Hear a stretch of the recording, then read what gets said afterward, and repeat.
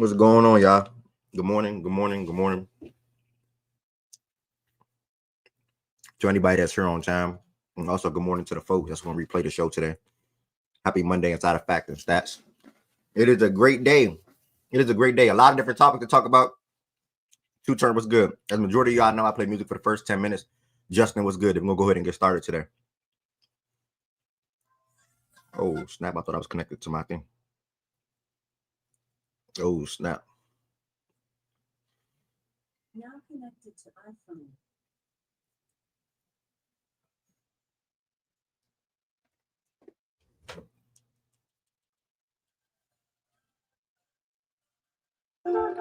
Good. Good morning, everybody that's in here so far, y'all.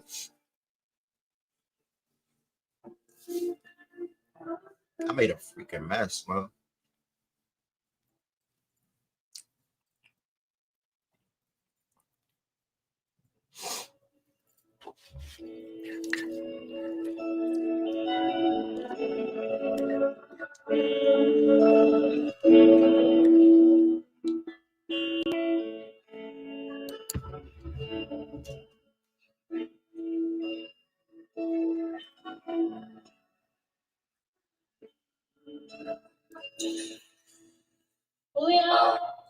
My mom was an addict and pop one there. But trust me, I'm feeling kid. My stepdad came in, showed me the ropes, and he died. It's messed up, baby. I know how I'm feeling. I was supposed to be a homeless. There's nowhere to go. I know how I'm feeling. Josiah was good. Lawrence was good.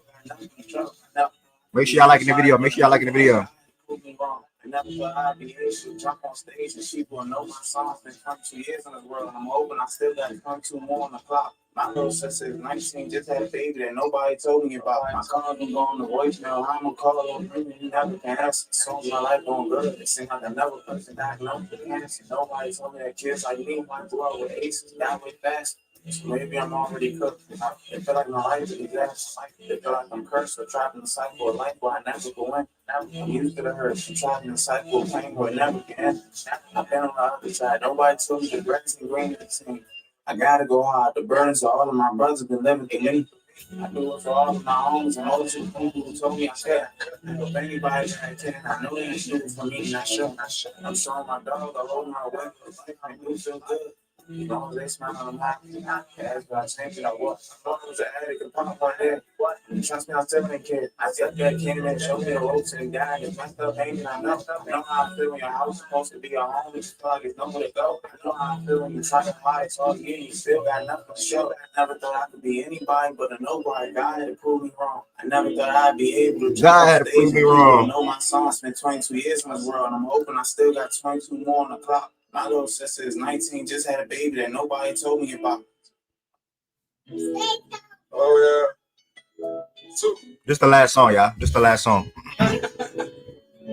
When I think about it. Got on $1 million jewelry when I think about it. Got my blood in the tears when I think about it. All these calls my kids in here when I think about it. All this money I get tears when I think about it. New niggas rather see me suffer now I think about it. I know they playing undercover When I think about it. All the motives, more jury. We take the whole jury. They got me in the course like I'm losing. I gotta be the one most improving. Gonna try to misuse me. Pushing it while they come up with solutions. 20 chains on my neck when they can't figure me out. Put a brother down my neck, they try to figure me out. I shake ass in the shit, they try to figure me out. I hate the cheese and local, yeah, they try to figure me out. Well, a little pussy got your nose running. Oh my God, they coming down on nothing. We just get the money for the whole public.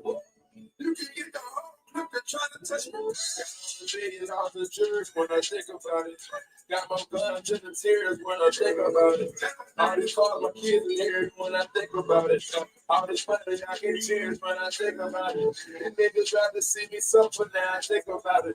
I know they playing undercover when I think about it. Be young, pull up, be young, pull up, pull up, pull up, be young, pull up, pull up.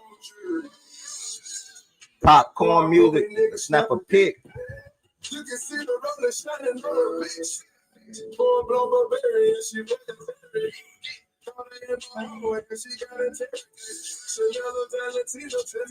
This is the last song, y'all. They try to keep her with me, they just like investigation. They choosing shots up on me, thought I was in number 7. Hooked up in out of school, but that is my education. I swear I'm supposed to prove I had the blood of confidence. She made a move on the Mike, I see you. Mike, I see you. Mike, appreciate you. Appreciate you. check my registration. And $1 million in jewelry when I think about it. Got my blood just the tears when I think about it. All these calls my kids in here when I think about it. All this money I can cherish when I think about it. And they just rather see me suffer When I think about it. I know they playing up the cover when I think about it. Facts, Justin. Facts, Justin. Facts. We take the whole jury.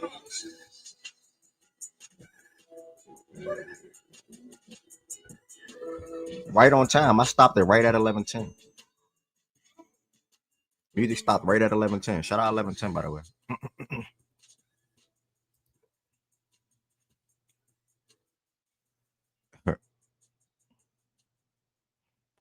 Good morning to every single body that's in here so far.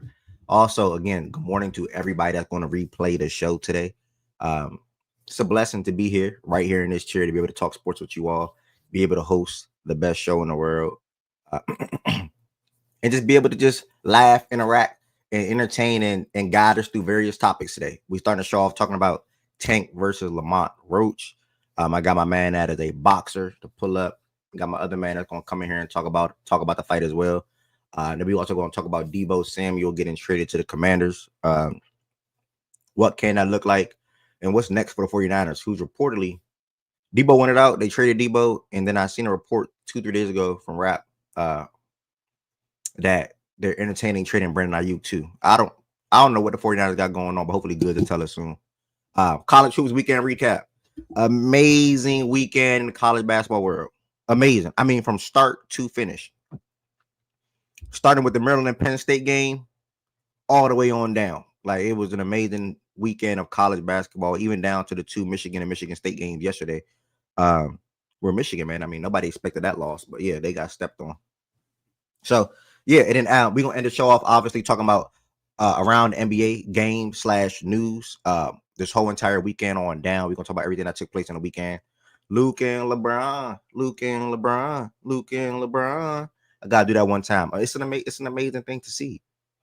I mean, it's an amazing thing to see. You know what I'm saying? Auburn is corny for what they did. I mean, whatever. They're corny, super corny for that. But either way, welcome to the best show in the world. If you are in here so far, do not, Jaja, good morning, brother. Do not forget to like this video. Liking the video also helps the algorithm out. I guess another random person that's surfing on YouTube to come across facts and stats and see what we're talking about today. Maybe want to chime in and stay, or maybe even chime in and listen, or join the stage and talk sports with us. Also, make sure you all comment throughout the show today. I read every single comment for the most part. We'll greatly appreciate you all. Swag, appreciate you as well. Make sure you all comment. I read every comment throughout the most part during the show. Make sure you all sharing this out one person today too as well. Whether it's an iPhone chat, whether it's a Twitter chat, whether it's an Instagram group chat, whatever the case may be, I'm pretty sure if you share it out with one person, they'll more than likely will be willing to come back and listen in, or even chime in and talk amongst the Fact and Stats community that I built. Last but not least, make sure you all subscribe to Fact and Stats on YouTube. Man, I hit 900 plus subscribers yesterday. I got to clap to myself for that. I hit 900 plus subscribers yesterday. Big shout out to my TikTok folks. Big shout out to everybody that's on YouTube. Big shout out to everybody that's on Twitter and Instagram, because they helped me get to this rate or the spot pretty fast. Pretty fast. 97 subscribers away from 1,000. So if you are in here, you are not subscribed to the platform, make sure you hit that subscribe button. 1,000 is a big step for me, and obviously with bigger goals. Next, make sure you all become a member. I'm at about 46, 47 members. Try to get to 50 members. Would love for you all to extend your support for the platform by becoming a member. How can you become a member? Is the link in the description on this video. You can become a member for as low as $5. You get different customized perks. I mean, also different customized emotes that you're able to send in the chat as well throughout the show on any given day. Also, feel free to send super chats and super stickers. The amount don't matter, whether it's $1, $5, or $7. I'll be grateful for all extended support. And then next, you have the Twitter, Instagram, and TikTok. That's all at Fact and Stats _. The Twitter is the most important thing because that's where Fact and Stats started, the show. on Twitter Spaces. We now evolved to playback and YouTube. So make sure y'all follow Fact and Stats on Twitter. Clips from the show will be posted to Twitter, Instagram, and TikTok, and especially podcast episodes. Playback.tv/facts and stats. Playback.tv/facts and stats. That's where we watch live NBA games at every single night. We had 2 cool games last night with the Suns and the Wolves and the Lakers and the Clippers. We had some cool games throughout the day. Knicks came back on my heat. And just many more. You know, Cavs got to come back win against the Blazers and more. So make sure y'all pull up to the playback room every single night where we watch live NBA games at. And also check out the website. Well, no point to talk about the website, but be on the lookout. I'm working behind the scenes relentlessly this past weekend and any day, to be honest. I actually got a meeting today with somebody in regards to apparel and things like that. So make sure y'all check out the Fact and Stats website pretty soon if you want any Fact and Stats apparel. For all my gambling folks, we got a Fact and Stats gambling Discord. The link to join the Discord is on this YouTube page as well. If that link for some reason does not work, just DM me on Instagram or Twitter or whatever the case may be, and I'll get the link to you. Last but not least, bro, because I got them in the queue already, ready to come up here and talk about the fight. I'm not gonna drag the Sioux Soldier Parlay segment, but LeBron James, bro.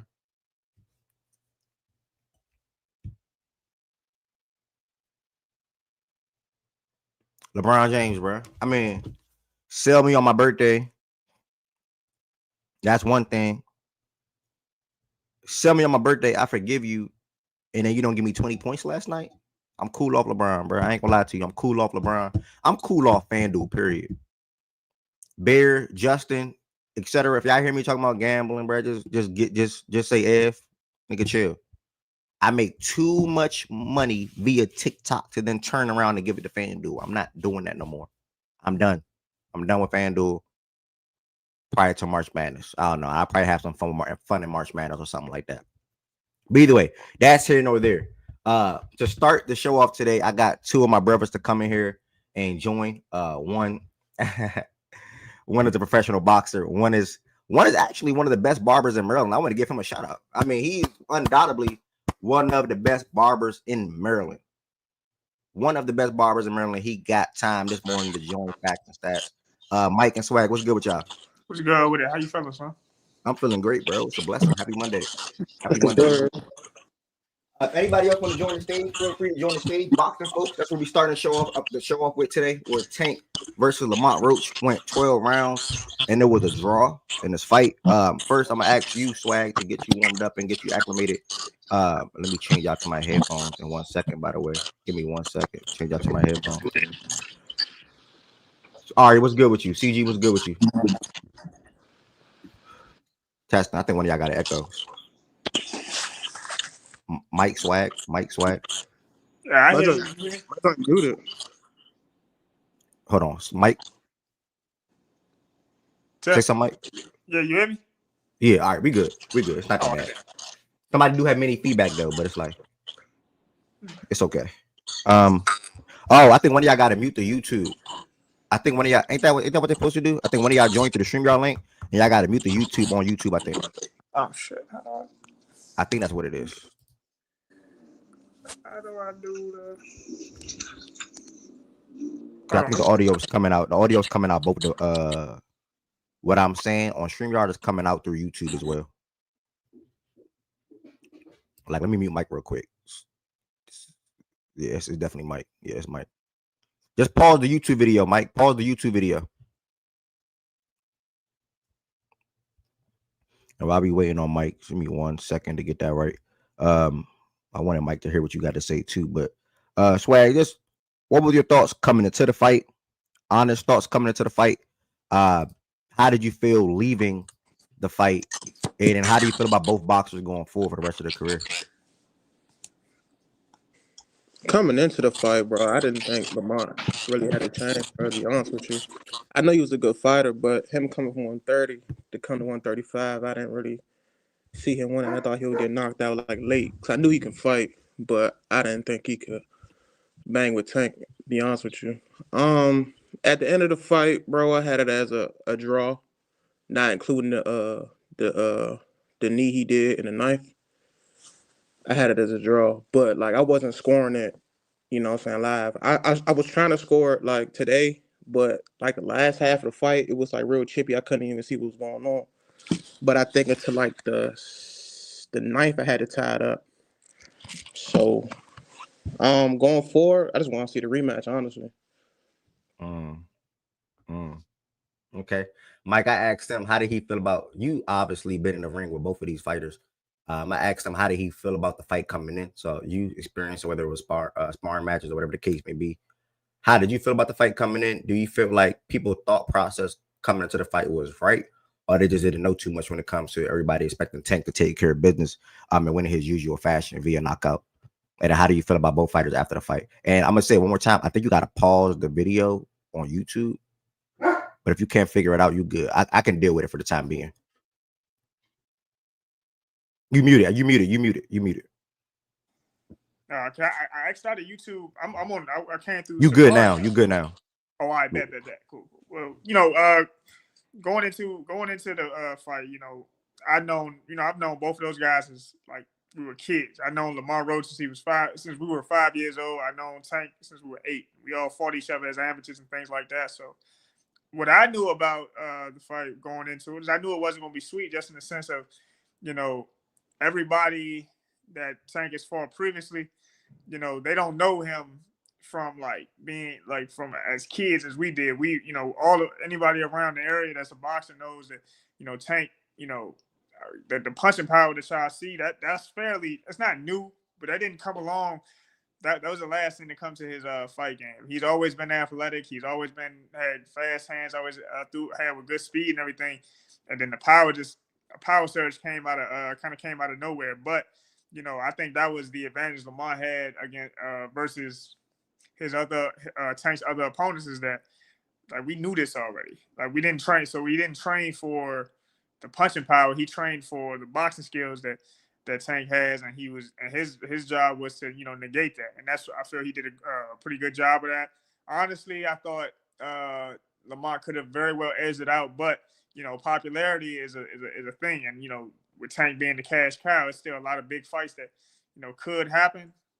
I won't say it was necessarily a robbery or anything. The fight was close, but I thought Lamar might have edged it out. But when you got the A side versus B side, that was playing against him as well.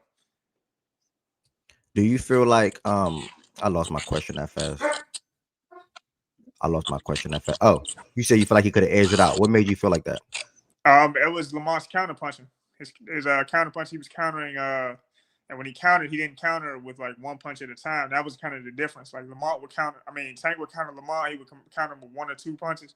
And Lamar more times than not, he countered with 3 and 4 punches. You know what I mean? Trying. I think Lamar knows like he's not the puncher that Tank is. So if he was going to hurt him, he was going to be with a combination. A couple shots he didn't see in the midst of an exchange and things like that. But he stayed in the pocket. He stepped to him, where a lot of fighters, are in retreat mode because they know, oh, watch out for Tank's power. What you honestly have to do. He hits hard. I've felt punches from both men, and I know it's not fake. He's hitting these dudes and he's putting their lights out. But Lamont didn't let that be the main controlling factor of the fight, and I think that's why he did better than most. Swag, what do you think Tank could have did differently to ultimately avoid it being a draw? And if you said Mike, real quick, Mike, I'm gonna mute you real quick, Mike. When I'm talking, I'm gonna mute you real quick. You got a little feedback. What do you think Tank could have did differently to avoid a draw? And also, if anybody's in the chat that want to join the stage, feel free to join the stage too as well. What do you think Tank could have did differently to avoid a draw? And what would you expect to happen in a more than a potential rematch, a rematch that's probably going to happen eventually? He was saying himself that he didn't know what round it was. So I feel as though if he would have did a little more in the late rounds, he would have been good. But he was letting his hands go. He was getting countered a lot. You know what I'm saying? So in the rematch, I would have to take again though, in my opinion. So what do you think he'll do differently though overall to not even just basically to avoid the draw? Like, what do you think boxing wise he'll do differently? I think he just let his hands go a lot more. In my opinion. Okay. We got to look. Okay. What about you, Mike? How you feel about a rematch? Yeah, I think in a rematch, I think the best thing he is gonna be able to do is let his, like you said, let his hands go more. Like Swag said, he's gonna let his hands go a little more. But I think it's a little deeper than that. I think his preparation is gonna just be different in the sense of, he trained in DC with the headbang at the headbangers gym with Barry Hunter and that team. Um, Typically in Lamont's toughest fights where he has to really where he feels he's going to need to dig deep for. His coach in Baltimore, Coach Calvin Ford, is always at the forefront, and I think that's the biggest. That's one of the biggest differences that Barry Hunter's a great trainer, but nobody can light a fire under Tank's ass like Calvin Ford can. I think that's going to be the biggest difference in the rematch, because like what people got to understand is that a fighter trainer dynamic and moments like and nights like that is very important. That's how coaches earn their money when it's in close like that, and you pull them over the finish line, and you pull them over the finish line first. But I think that'll be the biggest difference. He's going to probably be training with Coach Howard. He might go out. He might fly to Vegas, or he might run camp somewhere else. And it's not going to be for him. It's going to be probably all business. The whole like the entire camp. It's not just going to be. With Coach Calvin, like I said, Coach Calvin is the person that knows how to get Tank in the right mindset. Nobody can reach him the way Coach Calvin can. And Coach Calvin and Coach Kenny, I should say. Coach Calvin and Coach Kenny. His coaches based out of Baltimore since the amateurs. Okay. And one, I appreciate both of y'all for coming on. We probably got a couple more minutes with this. But Mike and Swag, I'm gonna ask y'all a question before I go to AJ. We now know that Tank said in the presser that the rematch is not going to be next. He's fighting someone else next. The rematch will happen. I mean, look at them tweets. He just tweeted that, saying he's trying to push that joint next. Tank just tweeted this? Yeah. Dang, that had to be like just happened. He just tweeted that he trying to get it like around the end of May. That he trying to get a rematch, but we gonna see. Oh, okay. I'm looking at it. Oh, the rematch can be soon too. Like, okay. Oh, yeah, they just okay. Playing from iPhone. Oh, all right. I was gonna ask y'all about Shakur and Roach, but I'll leave that off for the time being, real quick, because I know that's probably coming too. But AJ, man, what's going on, bro? Like, first and foremost, straight out of Baltimore, AJ, I appreciate you. Obviously, you rock with Tank, you rock with boxing. I've heard you and Swag talk boxing or whatever the case may be before. Did you agree with the decision of it that it was a draw? First and foremost. I'm not trying to be biased because I'm from Baltimore. What's up, Mike? What's up, Swag? Hope y'all, y'all year starting off good. First time getting back with y'all. 2025. We all made it blessed and healthy. Hopefully, y'all families are doing well as well. But to talk about the boxing part of things, I think this is the first time people have seen Tank be tamed where it comes to his punching power and him not somebody who is so defensively sound like a Lamont Roach. And he was just on point. He brought the fight to Tank. We don't see a lot of fighters ever bring the fight to Tank. We don't see a lot of fighters ever, sound like they are going to win before they get in the ring with Tank. He didn't fall for none of Tank's things that Tank likes to do, like before his antics basically. Like he likes to scare people, and the things that Tank does before he gets in the ring, I feel like it messes with people here psychologically. Being as though him and Lamont have history, they fought I think 2 or 3 times in the amateurs, and people don't even know that Tank slid out with wins in the amateurs versus Lamont Roach. People were saying that those fights were this close. So people they just know, some people just know boxing for names, and they really don't know like the true sport of boxing. I feel like, in my opinion, like Lamont Roach is a champion at 130.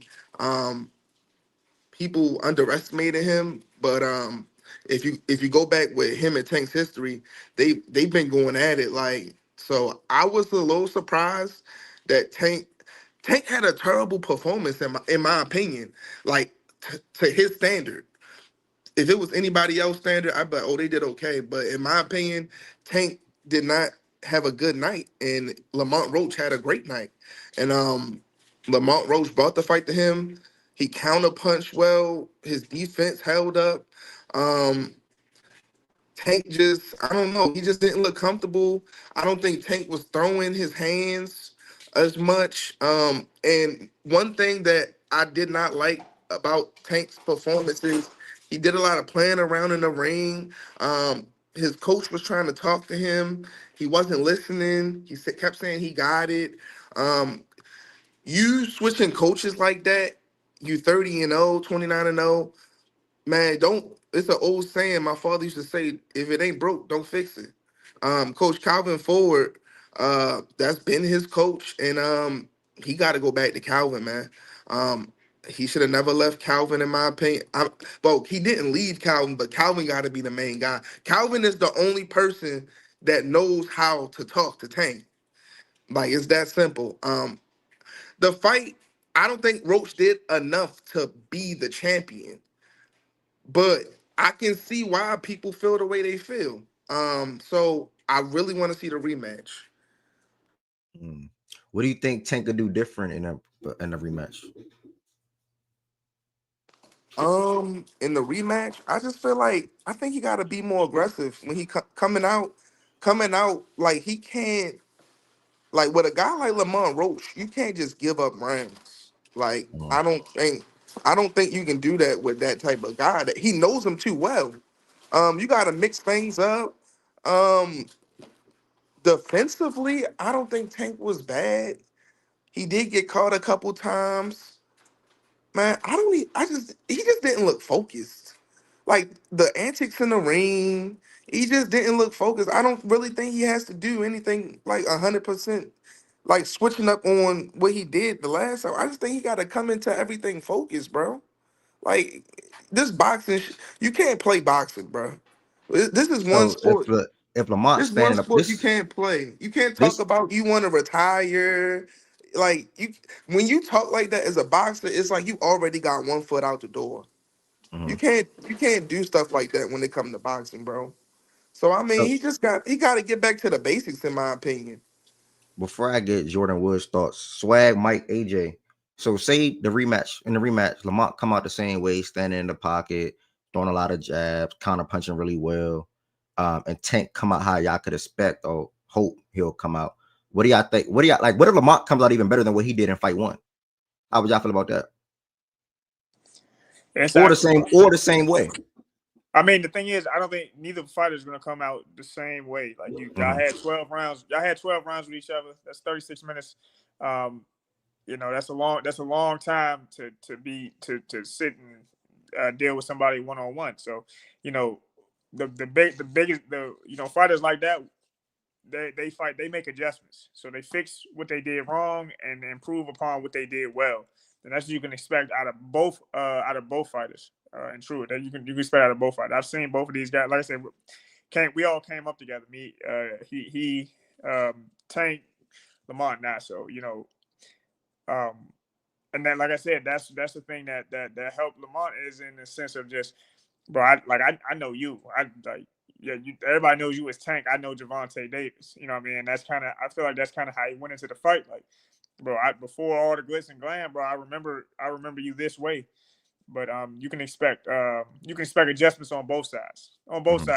From how they, you know, you know, just whatever they're gonna watch the fight and what they did well. They're gonna like, all right, we're gonna do more of that. You know what I mean? The main thing they're gonna probably have Tank doing is, in all honesty, is just letting his hands go a little more. Like I said, Coach Calvin, if Coach Calvin is the head coach, to me, it's gonna be it's not gonna be the same Tank mentally. He's gonna be locked in. Calvin wants him locked in. That's Calvin's young. That's practically Calvin's son. You know what I mean? It's just in the sense of they've been together for so long. Like, Coach Calvin and Coach Tank, they'll probably tell you they both kind of saved each other's lives for real, for real. So they're gonna when they're the best. They're a fantastic team together. So Okay. Swag or AJ, y'all want to tackle or y'all good with that? What was the question one time, bro? I basically said I feel like you're probably good with it, to be honest. I think he answered it perfectly. I was basically saying like, what if I think Lamont come up? Go ahead, AJ. no, I think Mike, like he said everything. Yeah, I think he said it perfectly, to be honest too. Have Like y'all Tim, ever seen a knee like that in boxing where it's not ruled as a knockdown or anything like that? Bro, I ain't gonna lie. I think in the amateurs, like if your headgear messed up or your gloves messed up, you can like take a knee. You know what I'm saying, and get the ref to fix or anything. So I think he maybe thought it was like just have a flashback to the amateurs or something. I don't know. Yeah, this That's ain't that's the what I amateur think. man. He been fighting too long. He's supposed to honestly he's supposed to know better. Yeah. I don't know. I ain't never had wore my hair long, so I don't know about greasy getting in his eye and everything. Maybe it did. Maybe it didn't. Maybe he wasn't welling at all. But at the same time, you know better. Like you don't have a head on. So I've seen fighters do that in the amateurs where they with their headgear slipping off or something, they'll take a knee and tap their head. Like, man, I gotta fix my headgear, and they'll fix it. But no, you don't do that. Even they tell us, like that's even if you lose your mouthpiece, you keep fighting. I'm gonna wait till the referee says that until there's a break in the action. I can't give you back your mouthpiece. You got to fight through that. So if you got something in your eye, Mm, you can't break the action. We can't stop the action for that. You definitely got to fight through that. You know what I mean? It was just like I mm, said, it was just a thing. It was just a thing he wasn't used to happening to him, and he reacted kind of how he knew to react. So, like he said, bro said, a flashback to the amateurs in a way. But I mean, come on, man, like 30 professional fights, you're supposed to know better. But and I mean, my thing is, I would tell him that as his coach, like, oh, you know, we can't do shit like that. Come on, man, you lock back in, son. mm. Okay. Jordan, what's good, bro? You want to say something, AJ? no, I mean Uh, they both saying everything. Like you can't do that, man. Like we don't want to hear the excuses. He been fighting too long for this. Like you finished it. Like I remember watching Tim Zoo in Fundora. Tim Zoo got blood streaming into his eyes, yeah, bro. that was crazy. Yeah, that fight was Fighting crazy. blind. Yeah, that fight Like was crazy. Tank, we don't want to hear about no jail. We really don't, man. You got to finish out that round strong. I want to say one thing, Swag and Mike and AJ. I reached out to all three couple last night, one this morning for joining Fact and Stats. I'll let y'all go in about 10 minutes, like 11:45, 11:50. We'll wrap this up and get to talk about some football.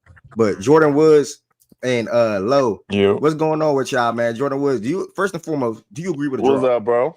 What's good, brother? Um, Wes, welcome. I expected it watching the fight. I think Lamont slightly got him, but I expected. I remember I don't know if you were there. I was typing in the playback chat the whole time. This is a draw. This is a draw. Like Yeah, this is yeah, I a see, draw yeah. fight. This is the most draw result. Like I can already see the draw coming. So didn't expect it. Wasn't surprised at all. Surprised from going into the fight. I didn't expect it, but once it got to like round 10 through 12, I kind of expected the draw. I actually had a question for Mike. Um, so like, because we talk a lot about when we talk boxing about like the idea of feeling somebody out in the earlier rounds. How do you balance that while also not trying to give rounds away? Like you obviously want to figure someone out. You want to prepare yourself to be tactically ready for the later rounds and get their tendencies in the ring, all that. But you also want to have rounds banked because you never know what could happen in a fight. So how do you balance those two things? You think as a fighter? It's a real delicate balance, just in the sense of you don't want to rush out because you don't want to get caught cold, but you don't want you don't want to give rounds away. I mean, I think the best thing to do is to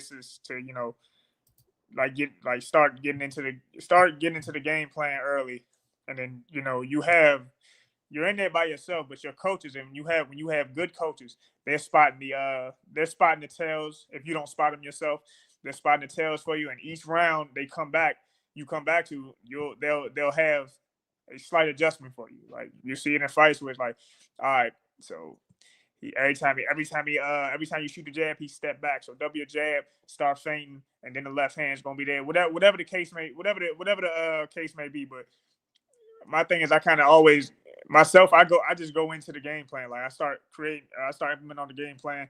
I'm 6'4" at welterweight, so the main thing is shooting it. The main thing is getting off the jab, getting the jab off, and making them fight it. Try to challenge them to be able to close the range and things like that. But each fight is a little different. But you want to secure the rounds, you just don't want to do too much. You know what I mean? Don't show your hand too early, but win it like win the round. Even if you win it close, the adjustments made is going to be the reason that the distance between the two fighters widens. Yeah, I just wanted to ask that. No, thank you for that too. That's Hey, Mike, perfectly put. Uh, Go ahead, AJ. Mike, this off topic, but I feel like I saw a video of you getting Zoo ready for the Fundora fight. Yeah, that was a crazy one. So remember, he was supposed to fight Thurman. I get Yeah. a I get a call from my other man that trained out Vegas. He was sparring Tim Zoo. He told me before anybody else found out. He said, "Yo, I'm gonna tell you right now, Thurman's out." I'm like, "What?" He said, "Yeah, he hurt himself." I'm like, and they want fun. They said they want Fundora. They're gonna take him from the co-main and put him up to the main event. They was wanting to see if you could fly out. And we only had a week to train for us to spar. So I flew out there. So I tell you what, like this, it's 11 at night. I'm I get their number from the team. We get a flight, and then by like 4 a.m. I'm on my way to the airport. So I sped over to the gym, grabbed my gear, sped back, packed some clothes for a week, and we out and we on the plane by like 5:30, something like that. Man, that's Mm, crazy. That's mm. crazy, bro. That's what's up. Appreciate that. Low. Hey, Oh, I came late. But it might. So what did you have said about the result? Who did you say you had winning? I edged it towards Lamar just for his Okay, activity. He was okay, a little more aggressive in the beginning. Whilst they were filling each other out, he was on the front foot. He was initiating the exchanges, but yeah, I knew after 12 that when there's about to be some shit on the judges scorecard just because it's like it's about to be a draw because they take too long. Like they took like about 10 minutes to announce the winner. I knew what was up. okay. What you was gonna say? There? Was you gonna nah, I tell was me just to go? welcoming you. Nah, yeah, low West, be young goods was good with y'all. Open convo, bro. If anybody Uh, feel like they got to drop out, that's the swag. Or Mike, feel free to do so anytime. I appreciate y'all. But to continue the convo, low West, be young goods. What's good with y'all? First and foremost, the question is, do y'all agree with the draw?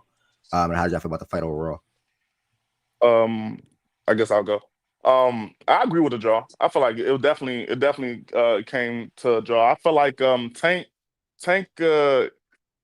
first of all, first and foremost, I want to start by saying like Roach performed well, but at the end of the day, you're not gonna take a belt away, especially from a champion, let alone Javante Tank Davis, unless you have a clear, decisive victory. And I can't really say that Lamont Rose went in there and did that, right? He did perform well. He did, whether you feel like he edged it or what, it wasn't clear enough for somebody to say, hey, I'm gonna take this belt away from Tank. I'm gonna give it to Lamont Roach. So that's why I agree with the draw. I already figured it was gonna be a draw. Especially towards the end, Roach was in there. They was going at it. I felt like Tank sort of went away from his game plan from his other fights of those, early fill outs. Even first round was definitely a fill out round, but they kind of got into the back and forth a little earlier than a lot of Tank fights do. And I feel like it was I feel like this one was personal. Like DC, Baltimore, like they in there talking shit to each other. They in there doing little quote unquote dirty maneuvers back and forth. Like this shit, like you could just feel it. Like you felt it with Tank, you felt it with Lamont. Like this shit meant something to them. Like it was their pride on the line right here.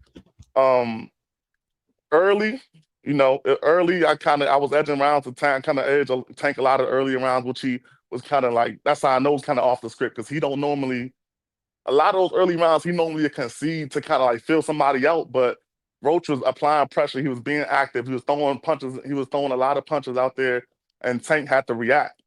He was trying to get in his counter punching bag. He was trying to slip a lot of punches. But and then towards the end, the fight, Roach was kind of getting more aggressive. It kind of like it really felt like Tank was just getting. But I don't like just throwing excuses out there, but it just felt like Tank just didn't his head like he didn't follow his game plan that he just didn't feel like a normal Javante fight, bro. Like he just didn't. And whether that be because of Roach, who applied a lot of pressure, and a lot of fighters don't do that.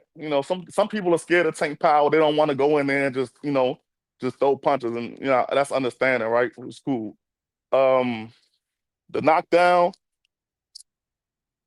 I don't really, I don't see it as a knockdown. I'm gonna keep it real. Yes, by the rules, whatever it may be. I don't see it as a Tank got put down by a punch. That's really how I'm looking at it, right? Whether people want to call it a knockdown or what, that's what it is. But I don't call it a knockdown because Tank did not get hit and then drop to his knee.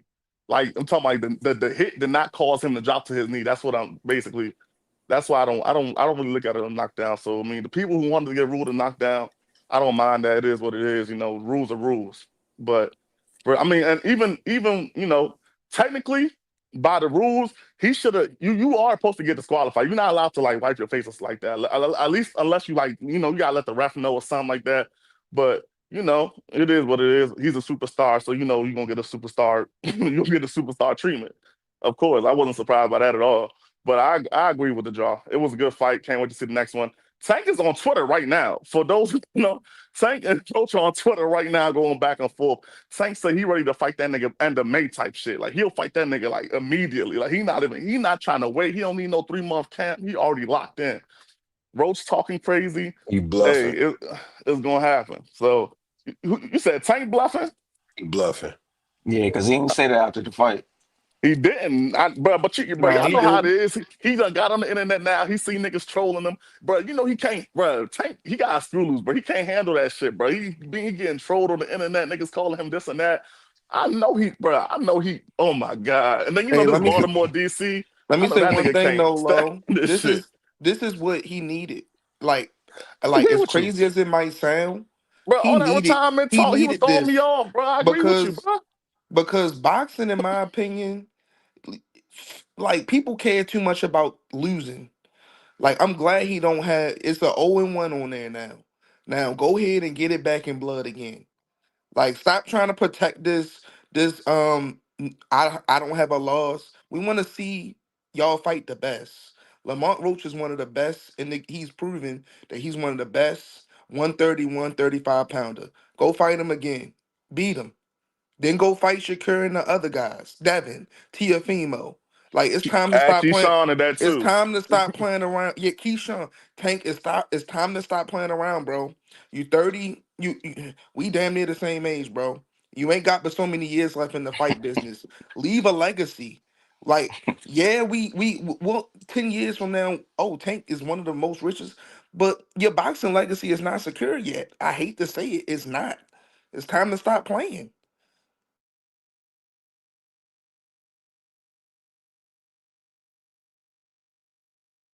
They just get quiet. Bro, I thought my joint was tweaking, Oh, bro. I didn't know I was muted. My bad. Yeah. AJ, I appreciate you. But yeah, Yeah. I was saying West B Young Goods. The order don't matter. I guess Goods can go first. Did y'all agree with the draw and overall? How did y'all feel about the fight? Me personally, I thought Lamont won, but after talking with Lowe yesterday, I kind of saw where he was coming from, and it made me think like maybe I was grading Tank based off of like how good he is, like himself. I wasn't grading him to like a scale to where like it's like he's like a regular boxer. I was grading him on a Tank scale. But I did still think Lamont was the more aggressive boxer. His counters were really good. Thought he controlled pretty much all of the later rounds. So I would lean Lamont, but obviously Tank is a champ. So they not just gonna outright give Lamont the win. You gotta beat him, to take that belt off him. But hey man, like it was a great fight. But yeah, I still think Lamont edged it out. I really want to see the rematch. Do I think it's gonna happen anytime soon? No. I think they bluffing right now on Twitter. Uh, But yeah, man. That's really all I gotta say about it. Why do you think they bluffing though? I know one of them That bluffing for shit, sure. that shit full that Why shit you is a think they bluff? full Why you think my man bluffing though? Cuz One of them bluffing for tank sure. tank is 1,000% bluffing right now, That gang. And nigga it's bluffing. okay, and it's okay too. But like he bluffing, bro. Tank's a funny guy. He don't want to fight that nigga at the end of May. He definitely capping. nah, that's just I keep it a bean. That's definitely the anger talking. That's the anger talking. He might be getting trolled right now, so he Hey, realized he good. ready to crash out. Hey, Yo, goods. But do you agree with me that it's like all right, yo, it's time. Like, we don't want to see you face no more like motherfuckers who we don't feel like is on your level or close I to it. mean, but Man, hell yeah, hold nigga. on though, because the people said Lamar Roach wasn't on his level. Yeah, Like, people who didn't know boxing said that Lamont Roach is a champion at 130 pounds. Man, after that fight, No, I really want to see him fight Shakur. no, Like no, they, badly. no, they I was want to just see that tripping. fight so bad, bro. They was just So tripping because fucking he was bad. 130. That's what it was, low. Because he was coming up from 130. yeah, That's what. That's what it you really want to know? He was. was never no scrub. Yeah, They yeah, just yeah. kept, when Tank fight somebody, if it ain't the name they want him to fight, they gonna say, he shouldn't be Man, look, fighting that person. Yeah, I look. think to answer Eb's question, and what's up to everybody on the stage? Good morning, some new What up? What faces. up? Good to Look. see y'all in here. But I rewatched the fight last night. I had a 6-6 with round nine being a knockdown. I think Roach won the fight. I can't move off of that. I think everybody makes valid points about Tank being a champion, and it needs to be definitive. And while it wasn't definitive, it was so nip and tuck. And I really think it was a 6-6 fight. And I think round nine should have been a knockdown. Like, regardless of whether or not Roach, am I saying his name right? Yeah. Yeah, All yeah, Yeah, right. Roach. yeah, Yeah, Whether or Roach. not Roach like definitively put him down with power, he connected. He threw three shots and two of them connected. Tank paused and then took his knee. I'm sorry, that's got to be a knockdown, Did you bro. see Like Wes? Did you see his face when he took his knee? Facts, yeah, facts. yeah. That Like like I $100. think that's got to be a knockdown, bro. Like That's and that's no also it's question a another. knockdown. And on top of that, like we've seen glazing shots where you don't really connect flush, but you graze them, hit them enough, maybe can be discombobulated. Maybe it was his vision, like he said, whatever it was. He still took that knee and he knew what he was doing. It wasn't one of those like because I to me, and again, I'm not a boxer, so I can't speak like, oh, I've been in the lion's den and I went through it. But I feel like for all the fights I've seen, when boxers really have something going on and they have to talk to the ref, they go to the ref. I don't feel like I ever see boxers taking it because they know what comes with that. They know at what comes with taking a knee in a situation like that. And I just feel like, bro, after landing two punches and then you pause, look at the ref, and take a knee, and immediately run to your corner. I don't know, man. I don't know, but I thought it was a hell of a fight. Salute to both fighters.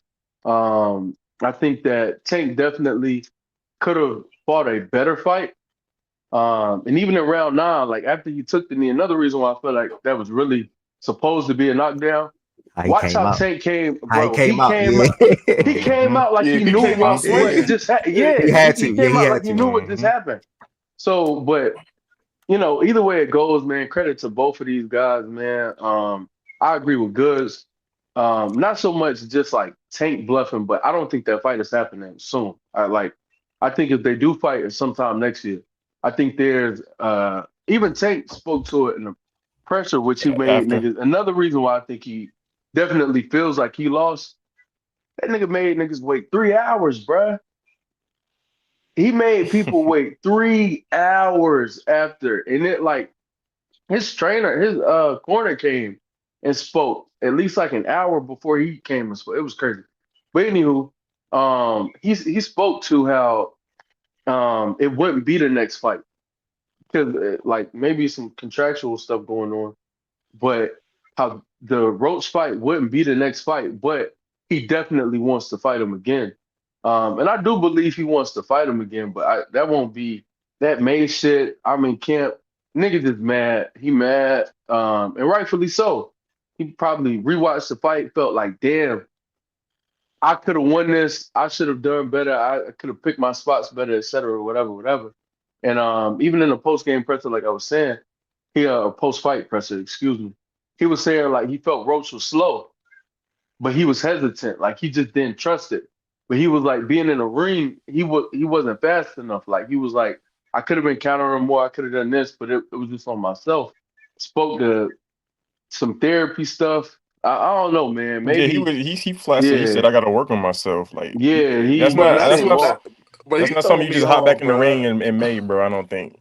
Nah, but I'm Just trying to saying. tell you though, like the only reason I think he would do it is because, the critic, like he the type nigga, bro. Them critics, it's not even just the fuck the critics, bro. That's a The dangerous internet and game. just the No, gang, all that shit. Like no, That's a them niggas are dangerous to his no, game. head right no, now, He's bro. not gonna get That's a inside. no. dangerous game. No, He's I'm not gonna be telling you, afraid. this this the reason why he need to rematch him. I don't not in May, but rematch him next. What's gonna happen is if he don't fight Roach next, Shakur probably gonna fight him next. And if I think what's happening The gonna core gonna happen, break that boy down. that and it's going and now the demand for him and Shakur is gonna Yup, be and at you an know all what the time talk's height. gonna be after that. Yup. It's gonna be he gotta rematch him, get it back like Floyd did Castillo. Everybody thought Floyd lost to Luis Castillo first time. Floyd came back, whooped his ass. That's what Tank gotta do. Because if he don't, Shakur going he already said, hey, if Tank gonna rematch you, I'm gonna give you a rematch. And if I think what's gonna happen, Shakur gonna win. Yeah, that I don't know. I don't. Hey, that's fine. I mean, at the end of the day, it's boxing. Styles make fights. Oh, I'm sorry. It's not a triangle theory. Shakir can go and easily win and beat Roach, but that don't mean he going to get in the ring with Tank and easily beat Tank. Uh, all styles are different. Um, but I'm just happy. Niggas thought I was gonna be mad because I'm from Baltimore. I'm happy that Tank got a fire under him now. Uh, he not he shouldn't be worried about no records no more. He got a draw on his record, so hopefully we get the best fights now. We don't gotta keep waiting around to see if he gonna fight somebody that we don't want to see him fight. Now we know he got Roach he got Roach on the hit list. He still need to fight Shakur. He still need to fight Keyshawn, Tiafimo. So we should be getting good fights from Tank from now on until his career is over. We should, but we never know. They he just better if he don't fight Lamar next, it better not be no fucking Pitbull Cruz. Nobody like that. That shit should be over with. It should be all legacy from here on out. You got the money, all that shit. Now it's time to fight the best. Ain't nobody trying to see no Pitbull Cruz. That's what the rumor is. They saying it might be Then he yeah, Pitbull next. he kind of alluded to. Didn't he kind of allude to who the person was He in said it the was in his presser? locker room. He said it was in Yeah, Man, his locker that room. see that shit is dang, bruh. That shit is this what it is. This is what I really think it is. Because I don't think Tank scared of any one of them niggas. I just think certain niggas he don't know if he could beat. That's what I truly believe it is. He say everybody joke on Shakur. That's cool. He see that nigga, of course he not scared of him. I don't know if I could beat him. He see, I think it might be too early, but that nigga from Norfolk, Keyshawn, different. I don't know. I don't know if Tank want to get in the ring with him either. Tank will I whoop his just ass. Tank will whoop his nah, ass. nah. Tank will whoop his You think ass. Keyshawn a beat Tank? I didn't say that. I don't Let's think he not Oh, would. you let's I not don't oh think you said I you didn't. don't know. I don't let's think he not would whoop let's not Keyshawn, get shit fucked up now. Tank had a bad night on Saturday. and that's because of Lamont. It's he, Lamont that's made he, it a bad night. that's fine. That's He made it a bad night. if you was here on time a couple minutes sections ago, I've already gave Lamont his credit. Lamont Roach did his thing, but Tank can also have a bad night. Like all fighters, we don't know one fighter. Like let's not go too out of control with this. We don't know one fighter that's had a perfect night every time he gets in the ring. Not Floyd Mayweather, not Muhammad Ali, not Shakur Stevenson. He was running from De Los Santos. Like I can go on and on. Like yeah, Tank had a terrible performance and Lamont Rose did his thing, but I'm not about to be like, me, oh, Keyshawn Davis can step in the ring with but Tank me Davis. saying Nah, hell he no. don't me saying he don't think he could beat Keyshawn or Shakur don't mean that's not putting him down. I'm just saying he not sure that he would win because he see the styles. Styles make fights. Everybody say he see Shakur not getting hit. he see Keyshawn Powell, and Keyshawn is very skillful. I think people get it fucked up. They see the power punches and all that shit. He is very skillful. He was a silver medalist in the Olympics. He is very skillful. I'm not saying Tank Keyshawn would lose beat him. I'm not saying that at all. I'm just saying they ain't no fucking walk in the park. He not about to just nah. That's gonna be hell for Tank. Him and Shakur gonna be hell for Tank. I, it just better not be no pit bull type fight in the next fight. Either rematch Roach, fight Keyshawn, fight Shakur, Theo, whoever. That's all I'm saying. And I think far as the fight, you could tell they've been in the ring with each other. I said that in the playback tonight. You could tell they've been in the ring with each other. Just Yeah. yeah, far as the first couple of rounds, you could see they've been in the ring with each other. And after the ninth round, they didn't get Tank that knockdown. I knew they wasn't gonna give Lamar the decision. After that shit, I knew they wasn't gonna give him the decision. Hell no. He would have had to knock him out to Yeah, get the you decision. he would have had to So, whoop him. Like yeah, yeah. he would have had to really been whooping on him. Bruh, it's boxing, bruh. And I think the fight overall was a good fight. Obviously, I edged, I think 9 through 12 or 10 through 12 to Lamont, but that wasn't going to be enough. 9 was probably a cancel out, to be honest, because Tank took the knee, came back strong, was going toe for toe. They both was going blow for blow, actually, in that round. So 10 through 12, I think for me was clear But the Roach. 12th round was blowing me, bro, because Tank was in that business acting like he just had the fight so sewn up. I'm Yeah, like, but bro, but Tank if you Tank didn't want that Tank bitch, didn't want to bro. Wes said it perfectly, and Wes said exactly what I was thinking on me, bro. Tank wanted that fight to be over. Tank didn't want to take no more hits. Tank was good, so that's why in round 12 you see him just like trying to chill, yeah, he trying to do just dancing this, around, yeah, bro. trying to talk. He was done with the fight for real, He bro. thought He's they were like, gonna all give right, it to him. he's like, Yeah. I can't get him. I really can't get him. So let me not put nothing at Nah, risk. did y'all That's all it see? I was.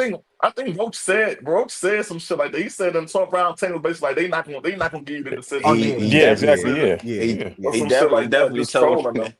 So he didn't want to put himself at risk, bro. He thought that because he's Tank, he gonna get the win regardless because he ain't knock him down. That's I all don't that know was. why the fuck. I don't know why the fuck he would think that because of the early rounds. He didn't throw no fucking punches the early. I guess he thought, yeah, I'm saying they gonna give it to me. Woo woo. Yeah. I don't know what the fuck. I think Lamont Powell surprised him too. That's another Yeah, thing. I agree 'Cause with you. it- He took some hits from Roach. You could tell on his face. and You like, hold on, this nigga got some shit. his chin surprised him too. Cause I ain't even gonna lie. I said this to you low yesterday, bruh. I ain't never seen nobody trade with Tank like that. Maybe I'm forgetting somebody. Maybe Pitbull. Maybe. I ain't never seen nobody stand and take the fucking punches, bruh. Like that. Like take it. I ain't never seen nobody trade with Tank like that, bruh. And back him up. Tank was backed up. Remember the fight against Frank Martin? Frank ain't back him up once in that fucking fight. Lamont was backing his ass up the whole fight, bruh. Frank didn't have the footwork. You can have power, but if you don't have elite footwork, you can't back up certain fighters. Lamont Roach has elite footwork. That's why he can do certain things that other Javante Tank Davis opponents can't do. So that's why Roach was able to fight on his front foot because he's an elite boxer and his footwork is elite. Whereas though guys like Frank Martin and Pitbull Cruz, they just got power, but they don't have footwork to put Tank in bad situations. So Mm, that's the difference. okay. One shout out to Swag and Mike for help kicking it off, and shout out to Jordan Lowe. Everybody that came up here and chimed in on the conversation. I think it was cool talk. Tank versus Roach. We definitely rewatch this fight. It can't be today because I got a meeting early, a little later on. Probably tomorrow, in the daytime or something like that. Rewatching this fight. That's what I really want to rewatch it together. Um, while we looking at it. Um, So yeah, that's that. If you ain't here, do not forget to like the video, y'all. Do not forget to hit that subscribe button. If you're not subscribed already, road to 1,000 subscribers. That is on the way. Can't do nothing but thank God. Next, thankfully, we got a 49ers fan up here. We got a 49ers fan. Thankfully, we got a 49ers fan up here. Good. Obviously used to rock with Deebo hard. I guess you can say a down year for him last year. He's now traded to Washington for a 5th-round pick, who's fresh off of making a NFC championship. And they needed another wide receiver. They needed another athlete. They needed another threat offensively, outside of Terry McLaurin, who had a hell of a year. Even Zach Ertz had a good year in the middle, but he's up in the age. What do you like the return that y'all got for Deebo? And then also, why was Deebo and why are y'all entertaining trading Ayuk as well? Like, what's up with that? Like, what's going on in San Francisco? First of all, I don't think we're trading Ayuk at all. I think that's just all I don't smoke. know who the fuck was trade for bro after that. They gave him that But money. the Debo shit. Shout out to what he's done for us, man. Was a great player a couple years ago. But good riddance, gang. Good riddance. But we got back. I mean, we got a 5th-rounder. He's off the books. I think they're paying his remainder of the 17 million that he's making. So like what were we really gonna get for him? Like real shit. He had a bad year last year. He came into camp overweight and was I think 20 pounds overweight. Um he did have the pneumonia in his lungs, and then he didn't play for like a couple games. But so that could have hindered him a little bit as well. So I don't want to put that all on his like off-season workouts and any of that. Um, but yeah, man, like I don't know. I don't know. I think we got what we could have got from that trade. Mhm. So I'm not really tripping on it. The Commanders they got a okay player, man. Um, Shout out to them. Okay, respect. Uh, respect. Yeah, for me, I mean, Ryan said that Deebo a threat. I wouldn't say he's a threat, but I think in that Cliff offense and the way JD and the way they maneuver things, I think he'll be an addition, more than a subtraction. So I'm more so looking at putting this in a positive light than a negative light. You don't have to extend him. They have the opportunity to do so. And then if he looks how he did last year in Francisco, you don't have to keep him on your team. He's a 1 year left on his contract. You get him for a 5th-round draft pick. Can't remember if it was their 5th round or not. I don't even think it was their 5th, to be honest. I think it was the New Orleans Saints 5th. Not saying that makes a difference or whatever the case may be. It's probably even worse. But yeah, why not? That's how I look at it. If you can get a guy like Deebo who has the opportunity to take screen passes or even have back draws out the backfield or slants, whatever the case may be. I think taking the top off the defense, no, that's not him. We already know that's Terry McLaurin, and Debo is not a great route runner anyway. But he can still be an effective addition to that offense, the same way that Austin Eckler was, and he was up in the age. So, yeah, man, cool move for the Commanders. I don't think they're done. Like, this was a team, and this was the only move that they were making in the offseason. I'm like, damn, what you did was get Debo first time making the NFC Championship. That's not enough. But I don't think they're done. Obviously, they still got money to blow. And they still got a draft coming up. So I'm expecting the Commanders to even add Hey, more to the team that they have yeah, now. everybody knew I wanted the guy going there. Like he was our 3rd, maybe 4th best receiving threat last year. So it's like, what's the point of keeping him around when he's not giving us any production? Yeah. He's not making the big Hey, time hey, plays at running Guz. back no more. Like, there's no point in keeping him around, bro. So Hey, Yeah. Guz. You think Yeah. if he come into DC like in shape, that not that he will completely be back to his normal self, but that he could at least have a good season next season with JD5? maybe, but that's a big if for Deebo, bro. Like we've been complaining about him being in shape since 2019. Like that was a thing before he got drafted, bro. Literally, it was a thing. But obviously he played well. He earned his contract, and then after that, it's been like downhill ever since, bro. So we'll see. Maybe he finds a new like motivation in Washington now. New setting, new team, whatever, and he balls next year. I wouldn't count it completely out, but he is older now. He's more injury prone just by the way he plays. So we'll see, man. I don't really think it's that big of a deal, but hey, everybody got their own opinion. Miles said these niggas are cooked. West Low, Jordan, y'all got any thoughts on Debo the Commanders? Anything? Uh, I think I mean, th- regardless of their personnel, it just seemed like their whole locker room got a weird vibe. Seemed like he Yeah, was adding to it. I don't know if it's because of the production, but I think he's also a fucking clown to me. So, anytime you can subtract a clown from your locker room, I think that'd be good. That's why I also, I mean, Ayuk is tough because you can't just, give away your best receiver. But he seemed like a clown as well. Like, I don't think you can really win shit if those are gonna be the leaders and the vibes in the locker room, unless you have a strong leaders like elsewhere throughout the team. They've had a lot going on off the field for that team. They've had injuries. They've had guys with, tragic personal things, of course, and then guys who are just fucking clowns. I think they need to get rid of the bad vibes more, just as much as the personnel concerns that they have, because um, just seems like even when they were before they were as hurt as they were last year. Obviously, CMC was hurt very early, but it just seems like they was never really having fun playing football together as a team, and I don't think you can win that way. I don't whatever talent you have. So they got a locker room and culture issue, I think, just as much as they do personnel. So this is a good step of getting that on the right track. agree. Good angle. West are good. Y'all see any positives or the thoughts on Deebo going to the And Commanders? yeah, I mean, West or left. I'm on the complete opposite side. Yeah, it's cool though. We need both sides. The pile on Debo shit, not with it. I think Debo, obviously his best year, if I'm not mistaken, was 3 years ago. 2 years ago, I think he was okay. I'll even say good. Like the worst thing that happened that season to me was the injuries. When he was on the field, though, I think he was definitely a game changer.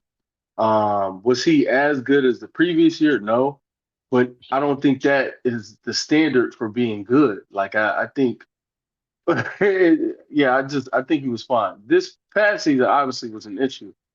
In 25, I don't think he was professional enough. Obviously, with his offseason, the way he came in with his body looking crazy, and then some of the things that went on in the season. But again, I think, and to Jordan's point, I do think they had, some organizational locker room issues or whatnot.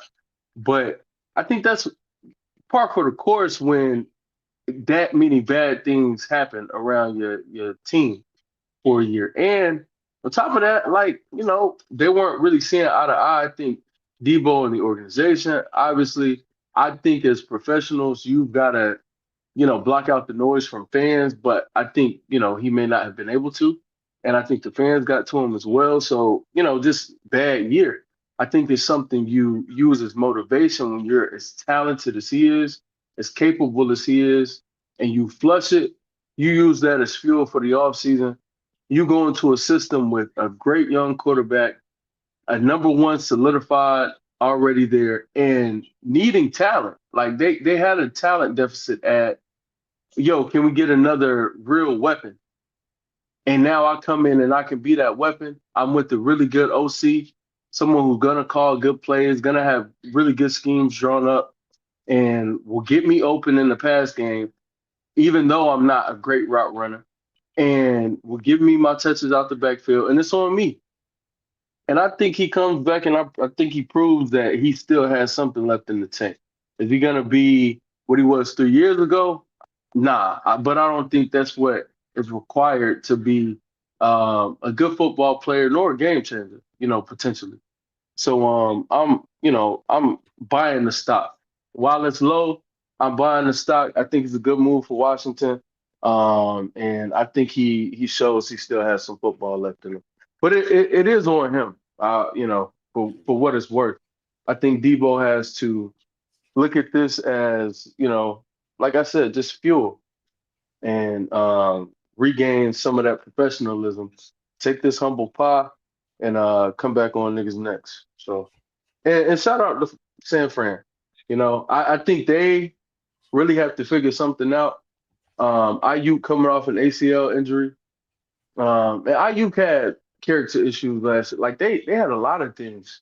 So like for the Ayuk part of it, I know you touched on that earlier.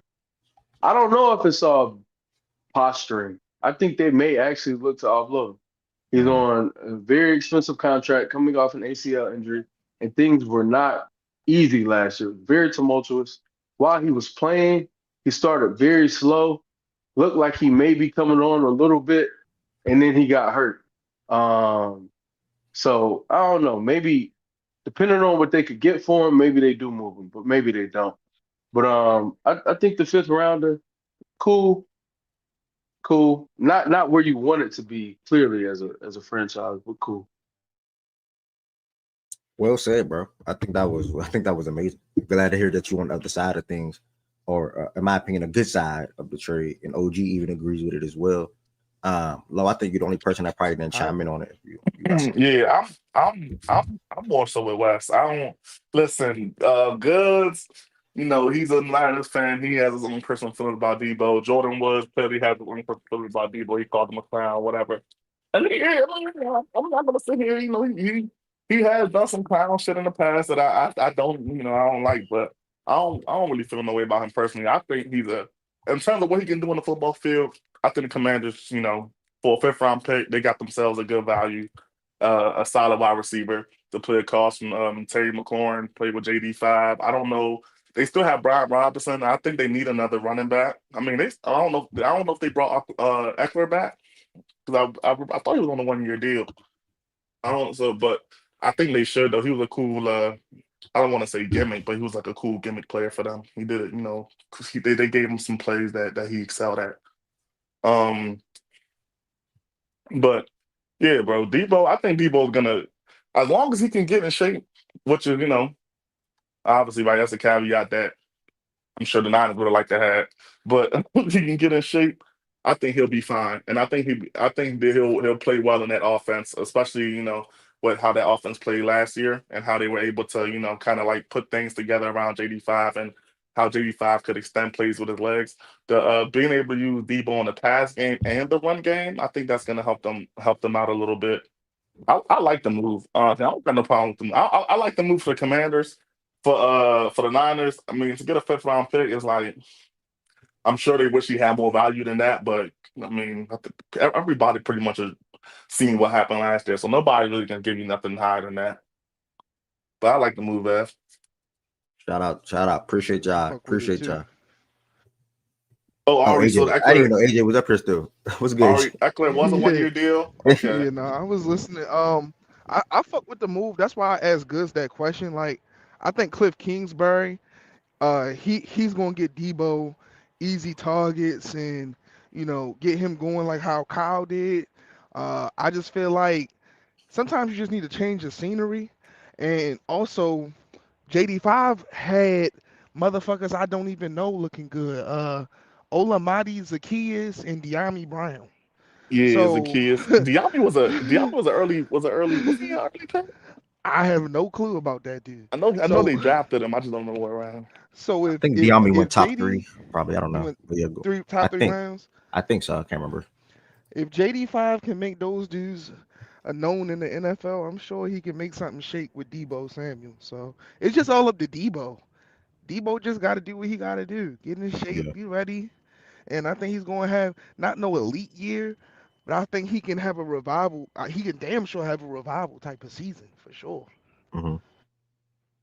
All right. Thank y'all, man. Thank y'all. Thank y'all. He was a third round. Thank you, Chan. Thank y'all for chiming in on Debo. We got one more pit stop before we get to the association, which I personally can't wait to talk about. I wouldn't even label this a pit stop because this college basketball was just so good this past weekend, in my opinion. As it is almost damn near every weekend. If you were in here, do not forget to like the video. Do not forget to like, comment, share, and subscribe. Road to 1,000 subscribers. Get the likes up, comment throughout the show. Also, if you are in here, you are not a member. I would love for you all to become a member as well. A lot of different customized perks, any most that's able to be sent in the chat, and it's really just extending your support for myself and the platform and what I do on a day-to-day basis. Next, we're gonna talk about college basketball updates and games recaps from this past weekend. March Madness is almost here, and it felt like it on Saturday. I got a Like, question too. what's up, bro? You want to question now, or you want to? It's up to you. It's a college basketball question. It's a kind of a topic, but it's just a question in general question. In general question? Oh yeah, you can start off with it. Oh, okay. Pull up the bracket. Because really, All right, question for good. you. Yeah, the You talking about bracketology this bracket, right? The administration. bracket top. Yeah, okay. Yeah. This is updated from the 28th, right here. Yeah. So, what team? Give me a team 4 seed and lower, so like 4, 5, 6, whatever, that you think could make would have a good chance of like you can either say making a Final Four run or that you wouldn't want to face in the tournament. Yeah, from anywhere. That's actually a good question, bro. 4 or 5 lower. I'm not gonna lie to Yeah, you. 4 or lower, 4 down. I'm not gonna lie to you. I know they lost, and I'm gonna say probably a pick that nobody will say up here. They Mhm. lost, in my opinion, and they sold like they undoubtedly sold the other day. Like literally sold, just like Alabama sold. But 4, 5, 6, 7 on down, I'm gonna go with 'cause I know who probably the popular pick. I'm gonna go Missouri. I think Okay. Missouri is the team that can make a push. Missouri is the team that can make a push. Like I said, they sold they ass off against Vandy, but Vandy's a good team in my opinion. Um, but Missouri, man, yeah, they got a proper balance. They got a proper roster construction. And they play the right way, in my opinion. Mitchell in the middle, you got Bates and et cetera on the outside. So I think Missouri is the team that can make that push. And it's funny because I was literally thinking of this on Saturday when I was watching basketball. I'm like, damn, I wonder who's gonna be this team or who's the team that's on the back end, or not Mhm. even just the back end, a team that's not one of the 1 seeds or 2 seeds Yep. that can make a Yep. push. And I'm like, damn, I think Missouri can do it. And I really think Missouri can be that team that make a push or be a tough out. And all you gotta do is be a tough out in March. Once you a tough out in the bracket, you can win that game. You know what I'm saying? So I think if I had an answer right now, I'll say Missouri. Yeah, I'll probably Okay. go Missouri. I like that. I mean, I think mine. It feel like a cheat pick because they got St. John's on the 4 line right now. Yeah, that's why I didn't want to say Saint. Yeah, I didn't want to say Yeah, Saint.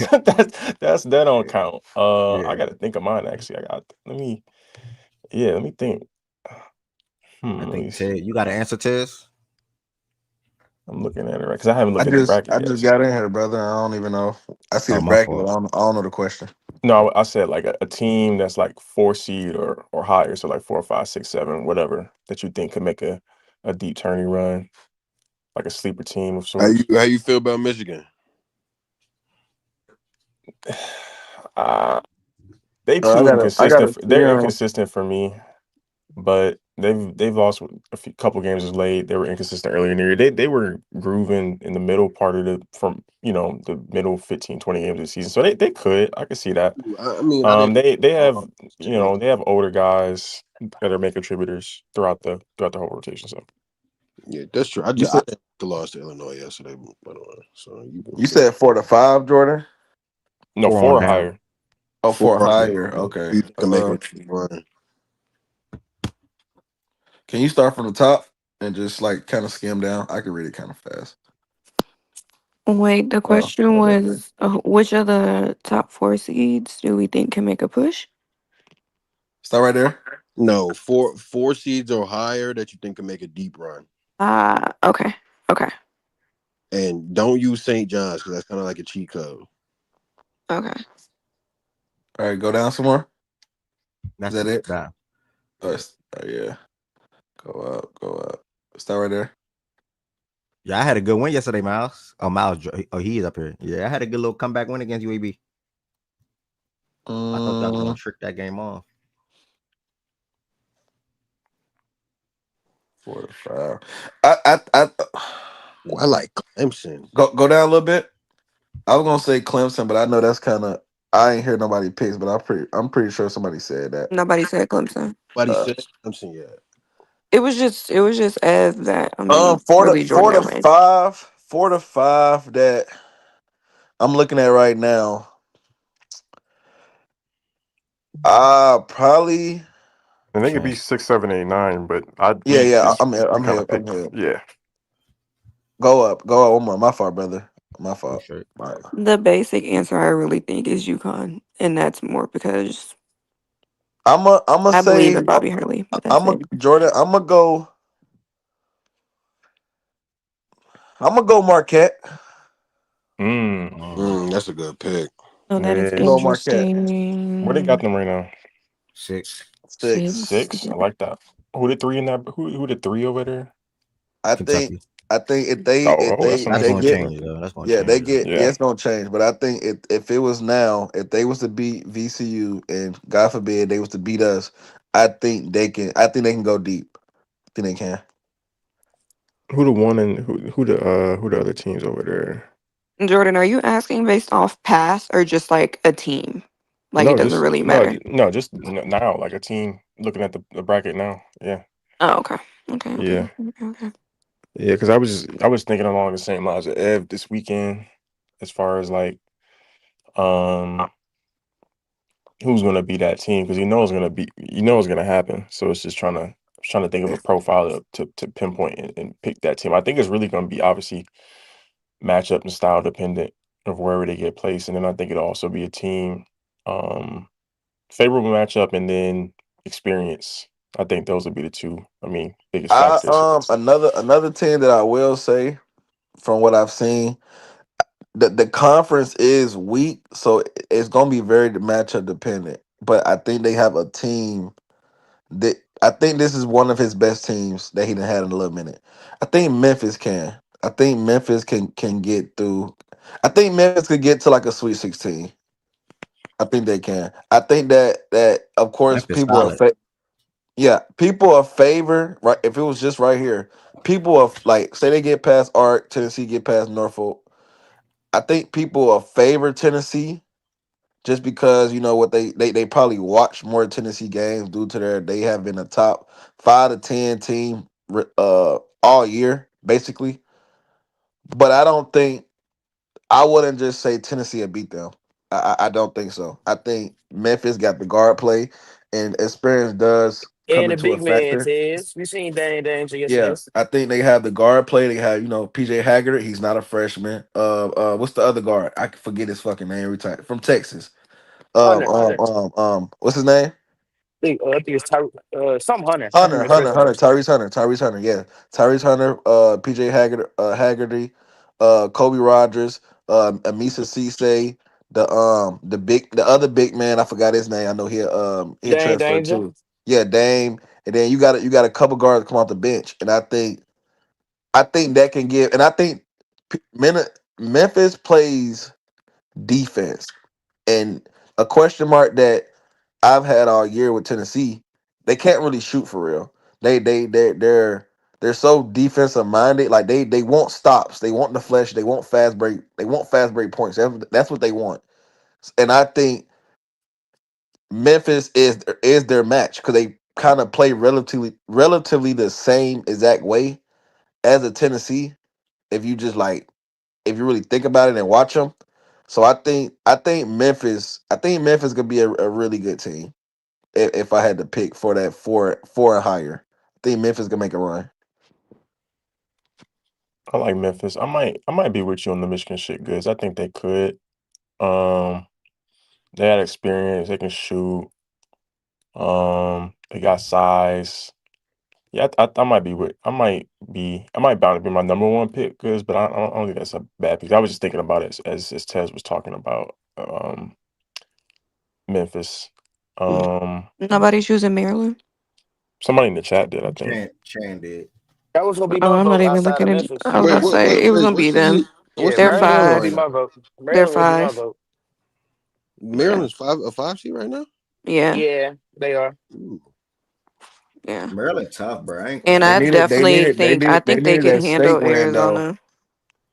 What'd you Yeah, that say? was a tough loss. If Oh, they would that have got Michigan that State state win, win. yeah, Yeah, they would have went up. They would they have would went have went up. up. I And agree. here's a just to add on to it, Oh, they the might meet up again. the Yeah, they same released question, Slay. They did Slay dirty, bro. the same question on the flip side could Darius be Slay? Yeah, he got released. Oh wow.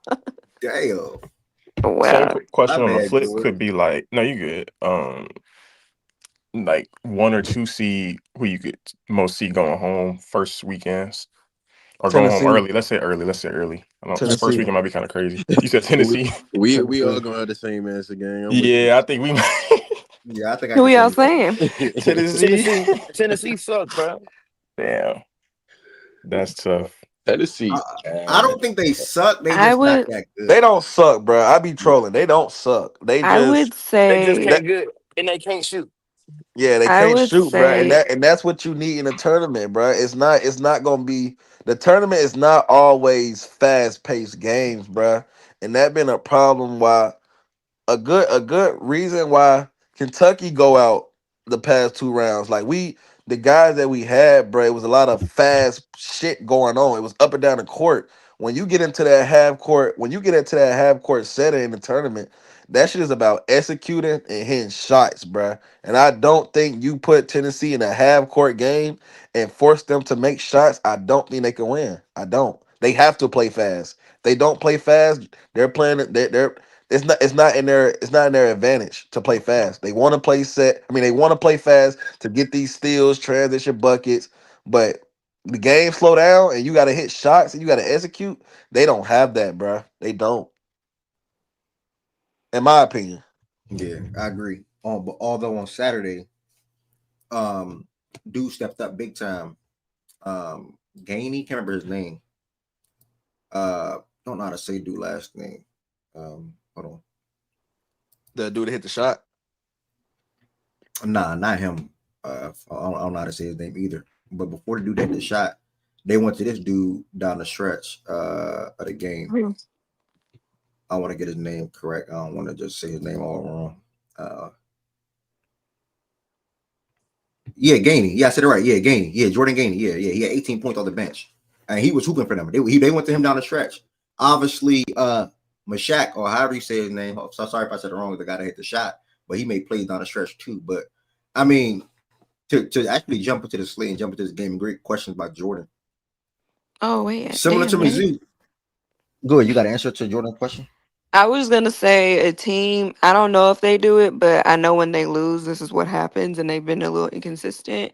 Iowa State, they shoot a shit ton of threes, Mm, and I am almost positive in every game that they've lost this year, every game, whether like the best players are there or not, they've shot in over 23s and they've made less than 10. They're gonna good put point the out. they're gonna shoot threes, and if they don't make them, it throws their game off because they're not a team that if we not making them, we're gonna just stop shooting them and we're gonna go into the paint. No, they're gonna put that three ball in the air, and if it don't go in, that could spell a recipe for disaster for Iowa State. And that's a good shot That's a because good if you shot look for at the sure. past couple of years, they always close. Like Mm-hmm. they always that Sweet 16, maybe Elite Eight, but they never go past that though. But they always around. They do always hang around. Yeah. Yeah, I like that one. I like that one for sure. Um, to jump into some of the action from Saturday, before we get to some NBA talks. Uh, yeah, man, Bama had this game in the books. I ain't gonna lie to you, Bama had this game in the books, similar to Missouri, and it's pretty crazy because both teams are in the same situation. I think around like the same score. Both teams up like four with like 30 seconds or 40 seconds or something like that to go. And both opposing teams that they were playing against poured it out. Alabama, one of the biggest mistakes they made. I know he's a guard, so I get it. You know what I'm saying? And you'll ideally want your guards or one of your best guards inbounding the ball in situations like that. But you cannot get a 5 second violation. You know, you put a freshman in a tough spot. A lot probably going through his mind. He probably didn't want to force a pass, whatever the case may be. But that 5 second violation pretty much caused a lot. And then the reason why they lost the game to avoid instead of going to overtime, the Tennessee guy that screen Grant Nelson when Mashak got the inbound pass with 3 seconds, by the way. When Mashak got the ball, I'm sorry if I'm saying his name wrong. Do that screen Grant Nelson, his man didn't step up. He's guarding under the At guarding under the all. 3 point At line. all. Like, At why are all. you guarding under the 3 point line, dude? Like, I don't know. That was some nut shit. To be honest. Other than that, you know, Mark was great in this game. I think even Aiden was good. Mark and Aiden are so damn good with outside shots, bro. I think they didn't really get anything from Chris, which caused an issue for them. And also Grant was battling foul trouble. So Grant was stronger in the second half than he was in the first because of his fouls. But as you see, he was a man on the glass with 12 rebounds last night. And as far as Tennessee, all they got to do is stay composed and stay in it and stay with it. And their defense is going to carry itself. They forced a lot of turnovers in the second half. Like I said, they went down to Jordan a lot in the second half of that game. He made big shots. Chad was really good for them offensively in the first half. Uh, and Mashak, you know, he made plays on both sides of the ball to help them ultimately win the game. I think he forced a jump ball. When was that Aiden? That wasn't Aiden. That was a freshman again. That I was think his name was Phylon. Phylon. Yeah, Phylon went into the paint. When Mark was like, Give me the ball. And Pylon pretty much ignored him, went into the paint. Mashak came down. Again, if I'm saying his name wrong, sorry. He came down. He forced the jump ball. I think the arrow either stayed at Bama and then they got the 5 seconds, and that's how that happened.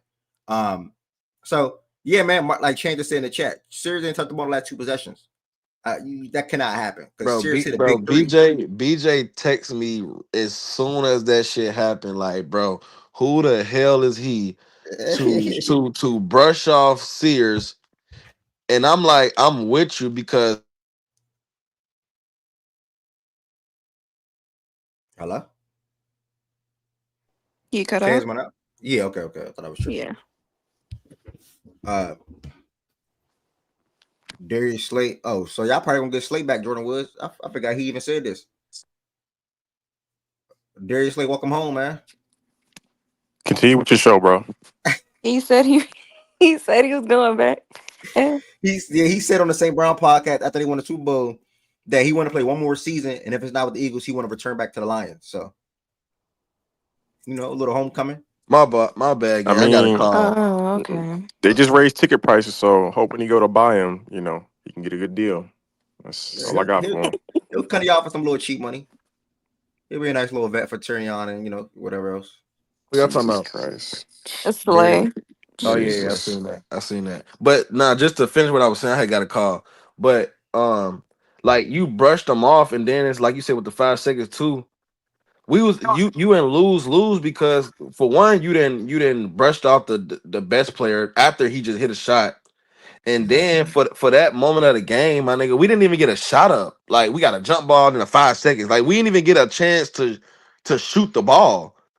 Yeah. And then that's what turned into the last shot. And it's like I know in college games, and this is a problem that we also have. Not even just this year, a lot of the years they play the percentages of other players, bro. So you don't see people step up on certain people, or they don't run certain niggas out the 3-point line. But them be the niggas who hit the shots. You know what I'm saying? Like so, I don't know, but that was off to me, bro. Like he didn't even come up off the screen, and I'm like, you just let him walk into a 3. Like he literally walked into the shot, Yeah. clean shot. I don't give a damn if he 25% from the 3. It's 2 seconds left in the game. You can't just give a shot. Yeah. Because then what happened? The worst case scenario, like what happened, he hit it, and now the game is over. So Eagles are releasing Darius Slay, by the way. Bro, it'd be so funny when Lowe do that when he come and report something that's 15 minutes late. Like he do that all the time, gang. You ain't talk about it. Why can't I? You think They we didn't? were just talking about it like 2 minutes ago, man. nah, he definitely said it though. So Lowe funny as that. And I just said something Bro, about it too. Like he realized he did not hear niggas speaking about that shit for like 3 minutes up here, bro. My Lowe, fault. I ain't hear, bro. I be at work, bro. You know what I mean? I be getting out this y'all sometimes. you good, gang? But overall though, bro, it was a good game, bro. I enjoyed it for sure. I enjoyed the whole game. It was a. I thought Bama should have won the game, but Tennessee, Tennessee hung in there, bro. They stayed composed. They didn't get rattled. And BJ also texted me this too. Man, when you're coming back from leads like that, bro, and the momentum switch, and we talked about this all year. When momentum switch in college basketball, and then the crowd just get involved, bro, that shit is real, bro. Like that shit is really, really real. Cause that's what Tennessee did, and Tennessee plays good at home. Like they're one of the best home teams in the country. Like based on just the environment and how they play at home. So that was a good ass game, though. I enjoyed it. I'm not gonna lie. Yep, 1,000%. And I'm actually gonna take it to another game where I felt like when that momentum swung, it wasn't shit that they can do about it. And I watched this game a lot, so I can chime in. But Vandy, Mizzou. One shout out to AJ Hoger. Shout out to AJ. When that momentum swung, it was over with. I mean, over with, bro. And I knew it was gonna be over with in overtime. AJ controlled this whole entire game. I want to say The last 3 minutes of the game in regulation, probably, and then majority of overtime, they gave him the ball and let him operate. And he looked like AJ that was at Michigan State playing good basketball. Like that's how good he looked. Was perfect from the line. He went to the line every single time. He was creating shot. He actually got the ball to Nickel, who hit the three to put them down one. And then no. I can't remember. That tied it up. That tied That's it up. had it. That's had it. When Mizzou knew they needed a three, and AJ penetrated into the paint. The dude stopped guarding Nickel for whatever reason. Nickel stepped up, hit a big three. Shout out to Edwards as well. It's crazy because I was on TikTok, and this is why work matters. You can never deny work. This is a true story that I'm about to say. I'm scrolling on TikTok the other day, and you know how random live be popping up on your thing, and Jason Edwards live popped up on my TikTok for whatever reason. Why I do not know. I click his live, and he's shooting on a shooting gun. He's shooting on the gun. And it's like Jason Edwards, number one for Vandy, right? That's what he got in his caption. He's shooting on the gun. And if anybody watched this game, they don't win about him. They down 4 points, and he hits the three on the left wing, and put them down one. The spot where he hit the three, that's where he was shooting on the gun in the game in that same exact gym. I lied to you not. He was shooting on the gun in the left wing over and over and over and knocking down shots. And then when it comes down to the moment, when it comes down to end the game, he hits the shot to put them down one where he was shooting on the gun at. It's crazy, bro. So really shout out to Jason Edwards. They don't win that game without him. Shout out to AJ. Shout out to Tyler. They all had good games, in my opinion. And like I said, bro, when that momentum swung, it swung. Mizzou still is a really good team to me. I think Gurr came off the bench, had a good game. I think Cruz forced a couple of shots down the stretch of that game I just did not agree with. But other than that, Mark was good in the middle. I think Mizzou missed too many free throws. This game right here caught Mizzou with the free throw line. It was 20 for 35 on the free throw line. There's a couple of free throws down the stretch as well, and it came back and bit them in the ass. That's really all on them. As you see, there was 20 for 35 at the free throw line.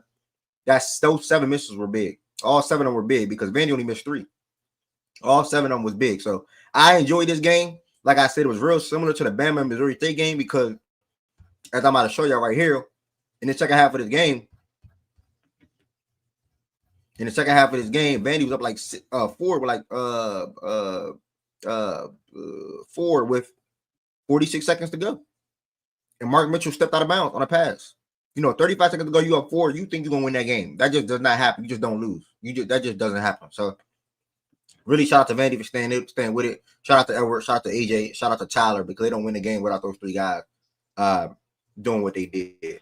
And I want to give some flowers to Jason Edwards too. Like while you were speaking on it too, but I didn't want to cut you off. I don't know if I told you. I know his older brother. Me and his older brother is cool. They from out here, but I just want to give some flowers too because the little nigga went JUCO out of high school. Then no. What? How did his shit go? How did it go? He went to Miles in Alabama, Division II. He went to Miles out of high school. Didn't play.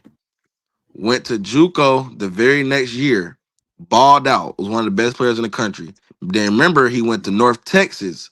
He was all conference at North Texas. Then that's how he got at Vandy.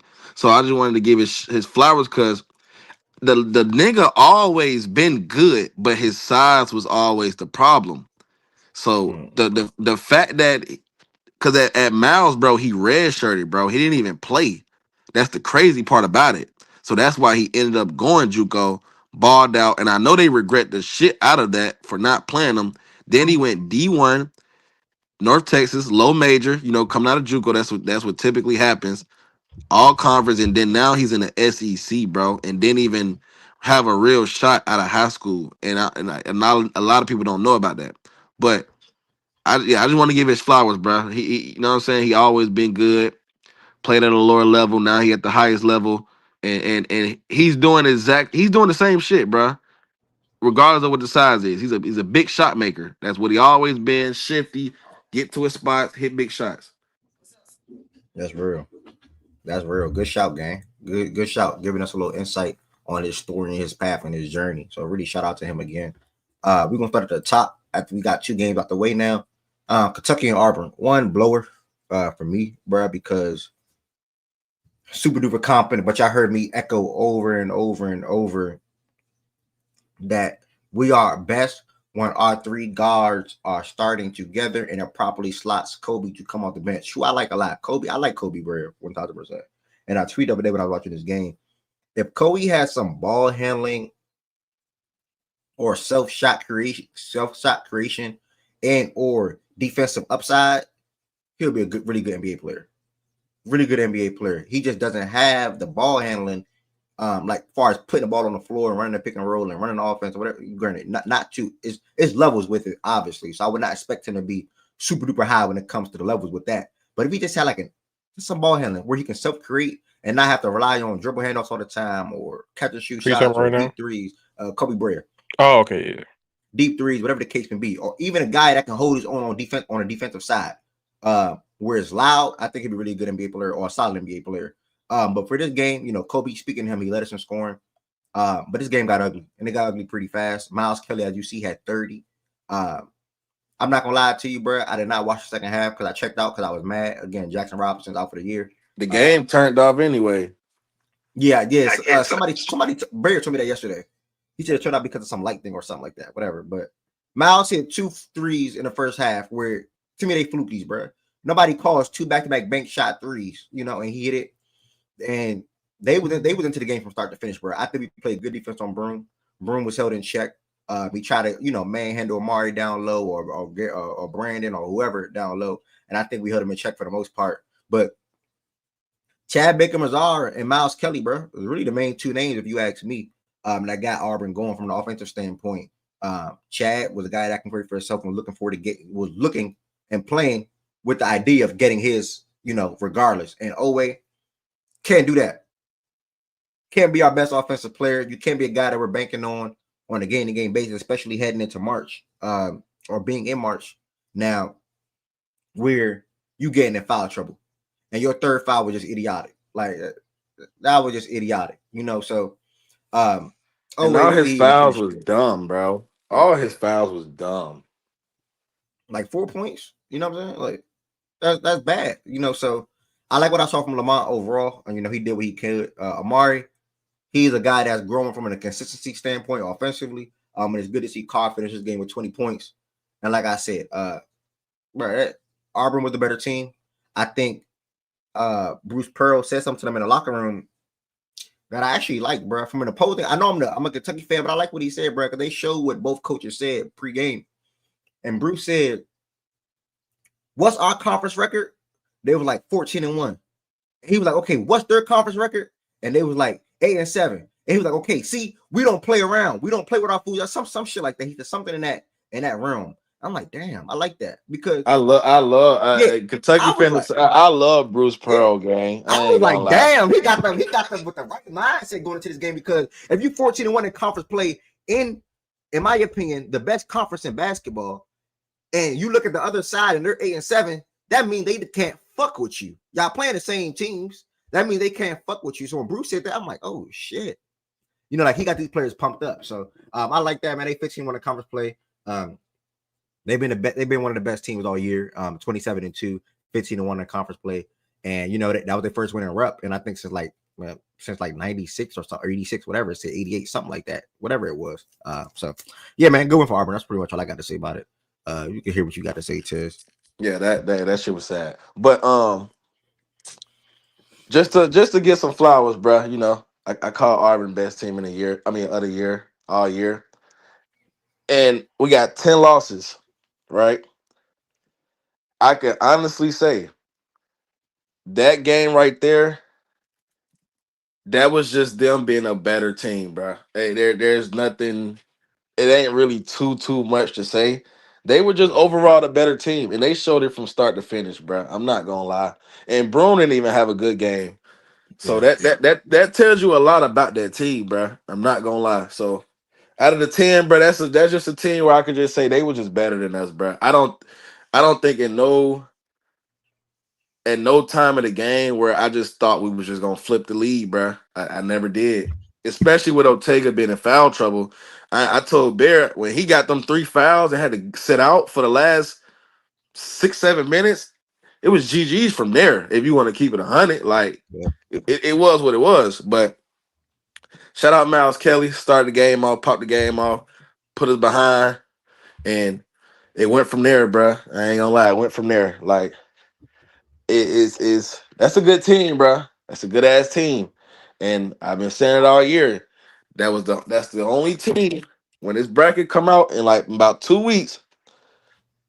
All bullshit aside, all bias aside, I don't want to be on that side, bro. I don't. That's a good ass team, and you got a good ass team, like you just said, with a good ass coach. It's gonna be very very hard to beat them guys, bro. And they put up 94 points, and they best player didn't even have 10 points. Yep. So you know what I mean? That it is what it is, bro. That's a good team, bro. I can't. Ain't nothing really to say, gang. I just got to give them their credit. They came in there and bust our ass. That was dominant. They dominated.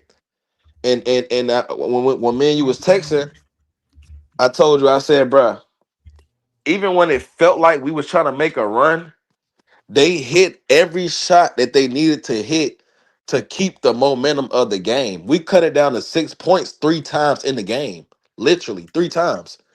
And what they come back and do, hit a 3. Now you back down 9. You know what I mean? Now we shoot, miss, we come down and get a foul to the line. Now you down 11. Like that's how the game went. So in the officiating to me, that shit was bullshit. Five reviews in the first half. That shit was Yeah. bullshit. Shit like that. It was a couple questionable calls, but I mean, you got to find a way to play through it, bro. And I just honestly say that's the out of the 10 losses that we got, I think that Auburn loss right there was just that they was just a better team. It was nothing we could do about it, in my opinion. All right. With you. Appreciate you, bro. Appreciate you. Jax, man. Man. Oh yeah. With that, bro. Yeah. That's yeah. I don't know. Yeah, that's a big loss, bro. You know what I'm Yeah. saying? As much shit we talk about the nigga all year. You know what I'm saying? As much we think the nigga soft for real, but the nigga get buckets, gang. I ain't gonna lie. The nigga gets buckets. So Yeah. that's a big loss, bro. It's a big loss. Yep. Next we had this is just a shout, bruh. Cooper went out first half. Don't believe he returned for the game. No need for him to return to the game. Um, he came back to the bench. I don't think he checked back in. All right, Jordan. I don't think he checked back in. Bro, I don't know. You think I watched this? Yeah, This is probably one yeah, of 2 games this year I did not watch. Like I knew they was gonna yeah. stomp FSU. I get my favorite bet, and it's been my favorite bet. I bet it twice. This was my favorite bet. I had the -20 and I think -21.5 with the regular line. But Duke spread. They got Wake Forest tonight. I think the spread is at -19 or something like that. I'm not telling y'all to take it, but I'll probably damn. See. I'm trying to stop. I ain't telling y'all to take it, but if I would, if I was gambling, I probably would take it. But yeah, man, Duke covered the spread. They won by 35 points. It's really nothing to say. It's Duke. They played Florida State. Good shit. They took care of business. Stop playing with their food. Florida and A&M was a good game to start. Oh, one And one shot from the Duke game. If Isaiah continues to be is consistent and he's gonna be consistently in the rotation and playing well, just I just not then that's where it becomes because I've been kind of like okay, Final Four or whatever. We should still I pick us to win the ring. If he's gonna be playing consistently, then it's ours, bro. Like I'm not. I'll stand 10 toes on that. Like it ain't. I don't think there's nothing nobody can do with this at that point. So I got my eye on him through the conference tournament, especially. okay, yeah, he definitely have been picking up his level of play like the last 3-4 games or whatever it's been. And then to fact check, sorry, Cooper Flag did return in the second half. I didn't think he was because I heard a reporter say, well, they probably don't need him to return to this game by the way the score looks anyway. But Yeah, granted, I guess he he did wasn't return. that hurt though. Yeah, he was fine though. Yeah, I saw him come out the locker room, but they say he might not return because there's no need. But hey, Cooper did return. Y'all, he played 20 minutes. He had 16 points, 6 rebounds, 4 assists, and 3 stocks. I just wanted to fill y'all in on that real quick. Yeah, Duke is a really damn good team. We have really three good teams in college basketball, in my opinion, bro. Like really, really good. Florida, Duke, Auburn. Like they are really, really good. And if neither one of those three teams win it all this year, they all should look in the mirror and be disappointed. Them Mm-hmm. three specifically, they all should look in the mirror and be disappointed. More so Auburn and Duke though. Florida can get a little mini pass, in my opinion. More so Auburn and Duke. They're the top two. They've been the favorites all year. Yeah, I said that. I think it was like last week. I said out of the Duke and Auburn though, I think Duke can get them. I think they can get them. They Yeah, got the team for it, and they got the depth. They yeah, got the depth too. I agree. Croc will be I back. agree. Croc not seriously hurt. He got a bone bruise. So it's just a matter of some time, little bit of time and some, pain tolerance, but should be whole by at least second weekend of the tournament, if not the second game of the tournament. We should be fully whole. Okay. Third game, Florida took care of business against A&M. Slow start for Florida, but whenever you got Will, Elijah, and Walter, your offense can pop at any time, and it did just that. They got the win 89-70. I don't really think I need to put on anything was going on with A&M. We had A&M losing this game anyway. They're probably on like a 3 or 4 game skid, so it's a little rough there in Texas for Texas A&M right now. LJ Cry had another good game for Houston. Houston took care of business. They got the win 73-64. They're actually playing Kansas tonight. So I'm not really going to say much about this game because I didn't actually watch majority of it. But I am going to be watching a lot of Houston and Kansas tonight at 9 p.m. We got a doubleheader with Duke versus Wake Forest. And that's immediately followed by Kansas versus Houston. Fifth game, we spoke to that already. St. John's and Seton Hall, I did not see. I did bet on St. John's though. And feel free to chime in anytime if any of y'all watch these games. Iowa State took care of business against Arizona. They got the win by 17. Texas Tech, this was a roll win. Underdogs. They got the win against Kansas. JT Topping led the way with 21 points. Kansas, I want to say, had a good start to this game. And then once Texas Tech took that lead, they sort of kind of maintained it all the way throughout. So really shout out to Texas Tech for getting that win on the road. Clemson, who's going to be probably a 4th or 5th seed in the brackets, got the win against Virginia 71-58. Again, they also had a slow start. They put it off in the second half by maintaining and things of that nature. Spoke to Missouri and Vandy already. Top of the hour. This was a start. This was like one of the first games. I don't know why it's all the way down here. Oh, because of the ranking. I'm burnt. My fault. But Maryland and Penn State. Derek Queen, dog. It's nothing really to say about it. He's a dog. And I want to say Rice. Rice hit the shot that pretty much sealed the deal, in my opinion. Rice was shot poorly in this game. If Z-Farm is in here, Z-Farm will probably tell you Rice shot poorly in this game. I watched this game too. I think he was like 1 for 10 or 1 for 12 at the point before he took his last shot from the right wing on the baseline. Yeah, he was 1 for 12.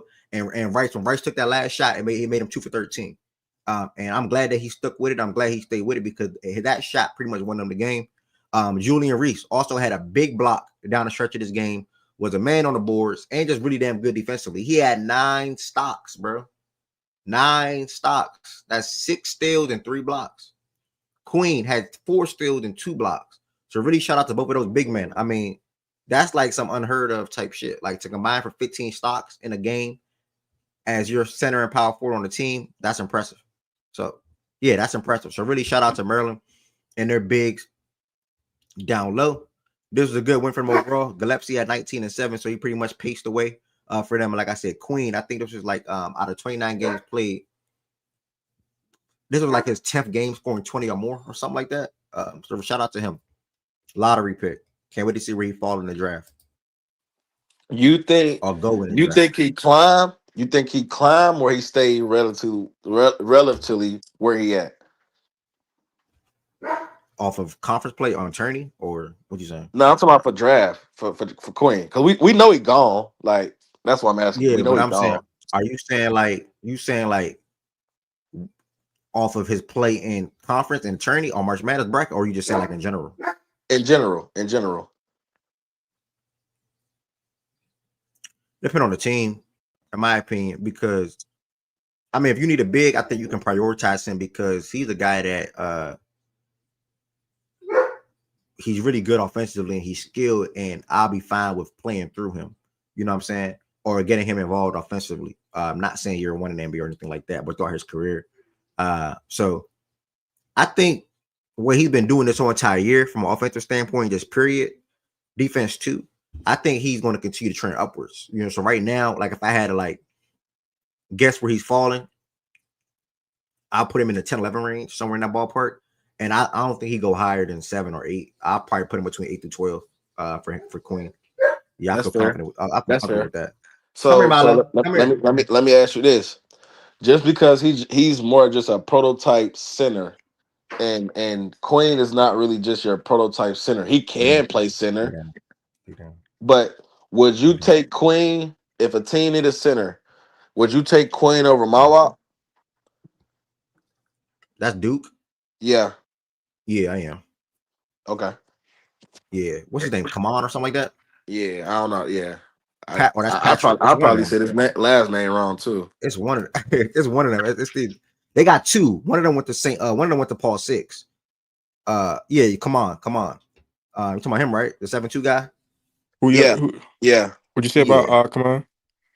I said I asked Ev just because I think Kaman is more your prototype center type, Mm-hmm. Mm-hmm. and Queen is not really your prototype center, but he can play center. You Oh know what I yeah, mean? yeah, yeah, yeah. Would you in a draft, if you need that position, will you take a Queen over a Kaman? I'm man, it's tough. I think the better long term prospect is come on, but he has his motor. You're gonna have to do a lot of work getting his motor up to like. He's gonna have to definitely work on his conditioning for the next level. He's still very raw, even from a skill perspective. But yeah, I'll probably go with him. I'll probably go with Kamon. I've been surprised with how durable he's been able to be this season. Also, that was something I was thinking about going into the season. Now he is not playing an exorbitant high amount of minutes, but I was still thought he could have injury concerns just because of his size and guys of his build normally do, but he has been pretty healthy. He's raw, but yeah, I think the defensive instincts are too good, and I think if he can just get if he's anything like a 15-10 guy with the defense, I think he's gonna give you on the next level. I'll probably go with come on as a Yeah. prospect. But his Okay. motor's gonna be you gotta get his motor up to NBA speed. It's just that which is gonna take some time for him to be playing 28 plus minutes a night. Okay, for Fair. sure. Fair. Good question, by the way. Blake, appreciate your response in the chat. Judge, I I appreciate your like response in Queen the though a chat as lot. well. Momentum, man. And momentum. We've been echoing this and saying this all year. It's one of the biggest factors in college basketball, bro. And basketball, period. Let me just word it like that. Louisville was in the game they should not have been in with Pitt. I'm telling you. They were down. They looked like they probably looked like they could have lost this game. Big shout out to Chucky Hepburn, dog from Wisconsin. He stepped up big time for Louisville. He had a career night. He had 37 points or career game, 37 points for Louisville. Stepped up big time, made all the correct plays, got to bucket, got to the free throw line, and also helped them hit. Also, and other than that, they team just hit a lot of big shots down the stretch of the game. So they ultimately got the win 79-68. So I'm giving them a shout out. And again, shout out to Chucky. Good defensive guard, and he was good offensively as well. Marquette got the win over Georgetown, 76-61. You see St. Mary's beat Oregon State.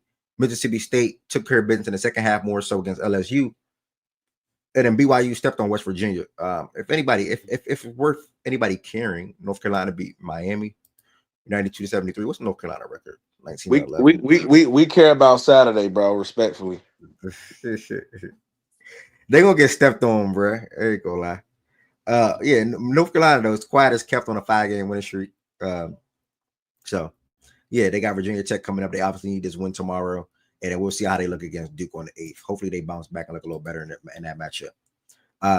That pretty much was college basketball from this past Saturday, man. To Sunday's games, real quick. Michigan State, Jace Richardson, Atkins, Holloman, and they big in the middle, man. What's his name? Edler or something like that. Man, he was really good for Michigan State. Yeah, some like that. Kohler. Kohler. I'm sorry, Kohler. Yeah, Kohler, 16 boards. He was really good for Michigan State in the middle. and that allowed them to get the win 71-62. So really want to give Michigan State a shout out. Jay Richardson is really damn good. So yeah, man, they took care of business. I enjoyed watching this game as well. Lily was mad at Steven Crowl. He shot a couple of bad shots, and then John Blackwell was over 600 3-point line as well, and just wasn't good offensively. So Wisconsin fell into a lot of offensive issues, while Michigan State again fed off their home crowd. And made play after play. They had a slow start to the game, but they turned it on late by the last 3-4 minutes of the game and pulled away and won by 9. So shout out to Michigan State. And again, tonight's action. He climbing, bro. Who, Jace? Jace, Yeah, right? his His name name. I'm starting to see his name a lot on Twitter. A lot. I agree 1,000%. I agree 1,000%. What's good, Z Farm? What you about to say, my brother? Good afternoon, everybody. Good afternoon. Good afternoon, brother.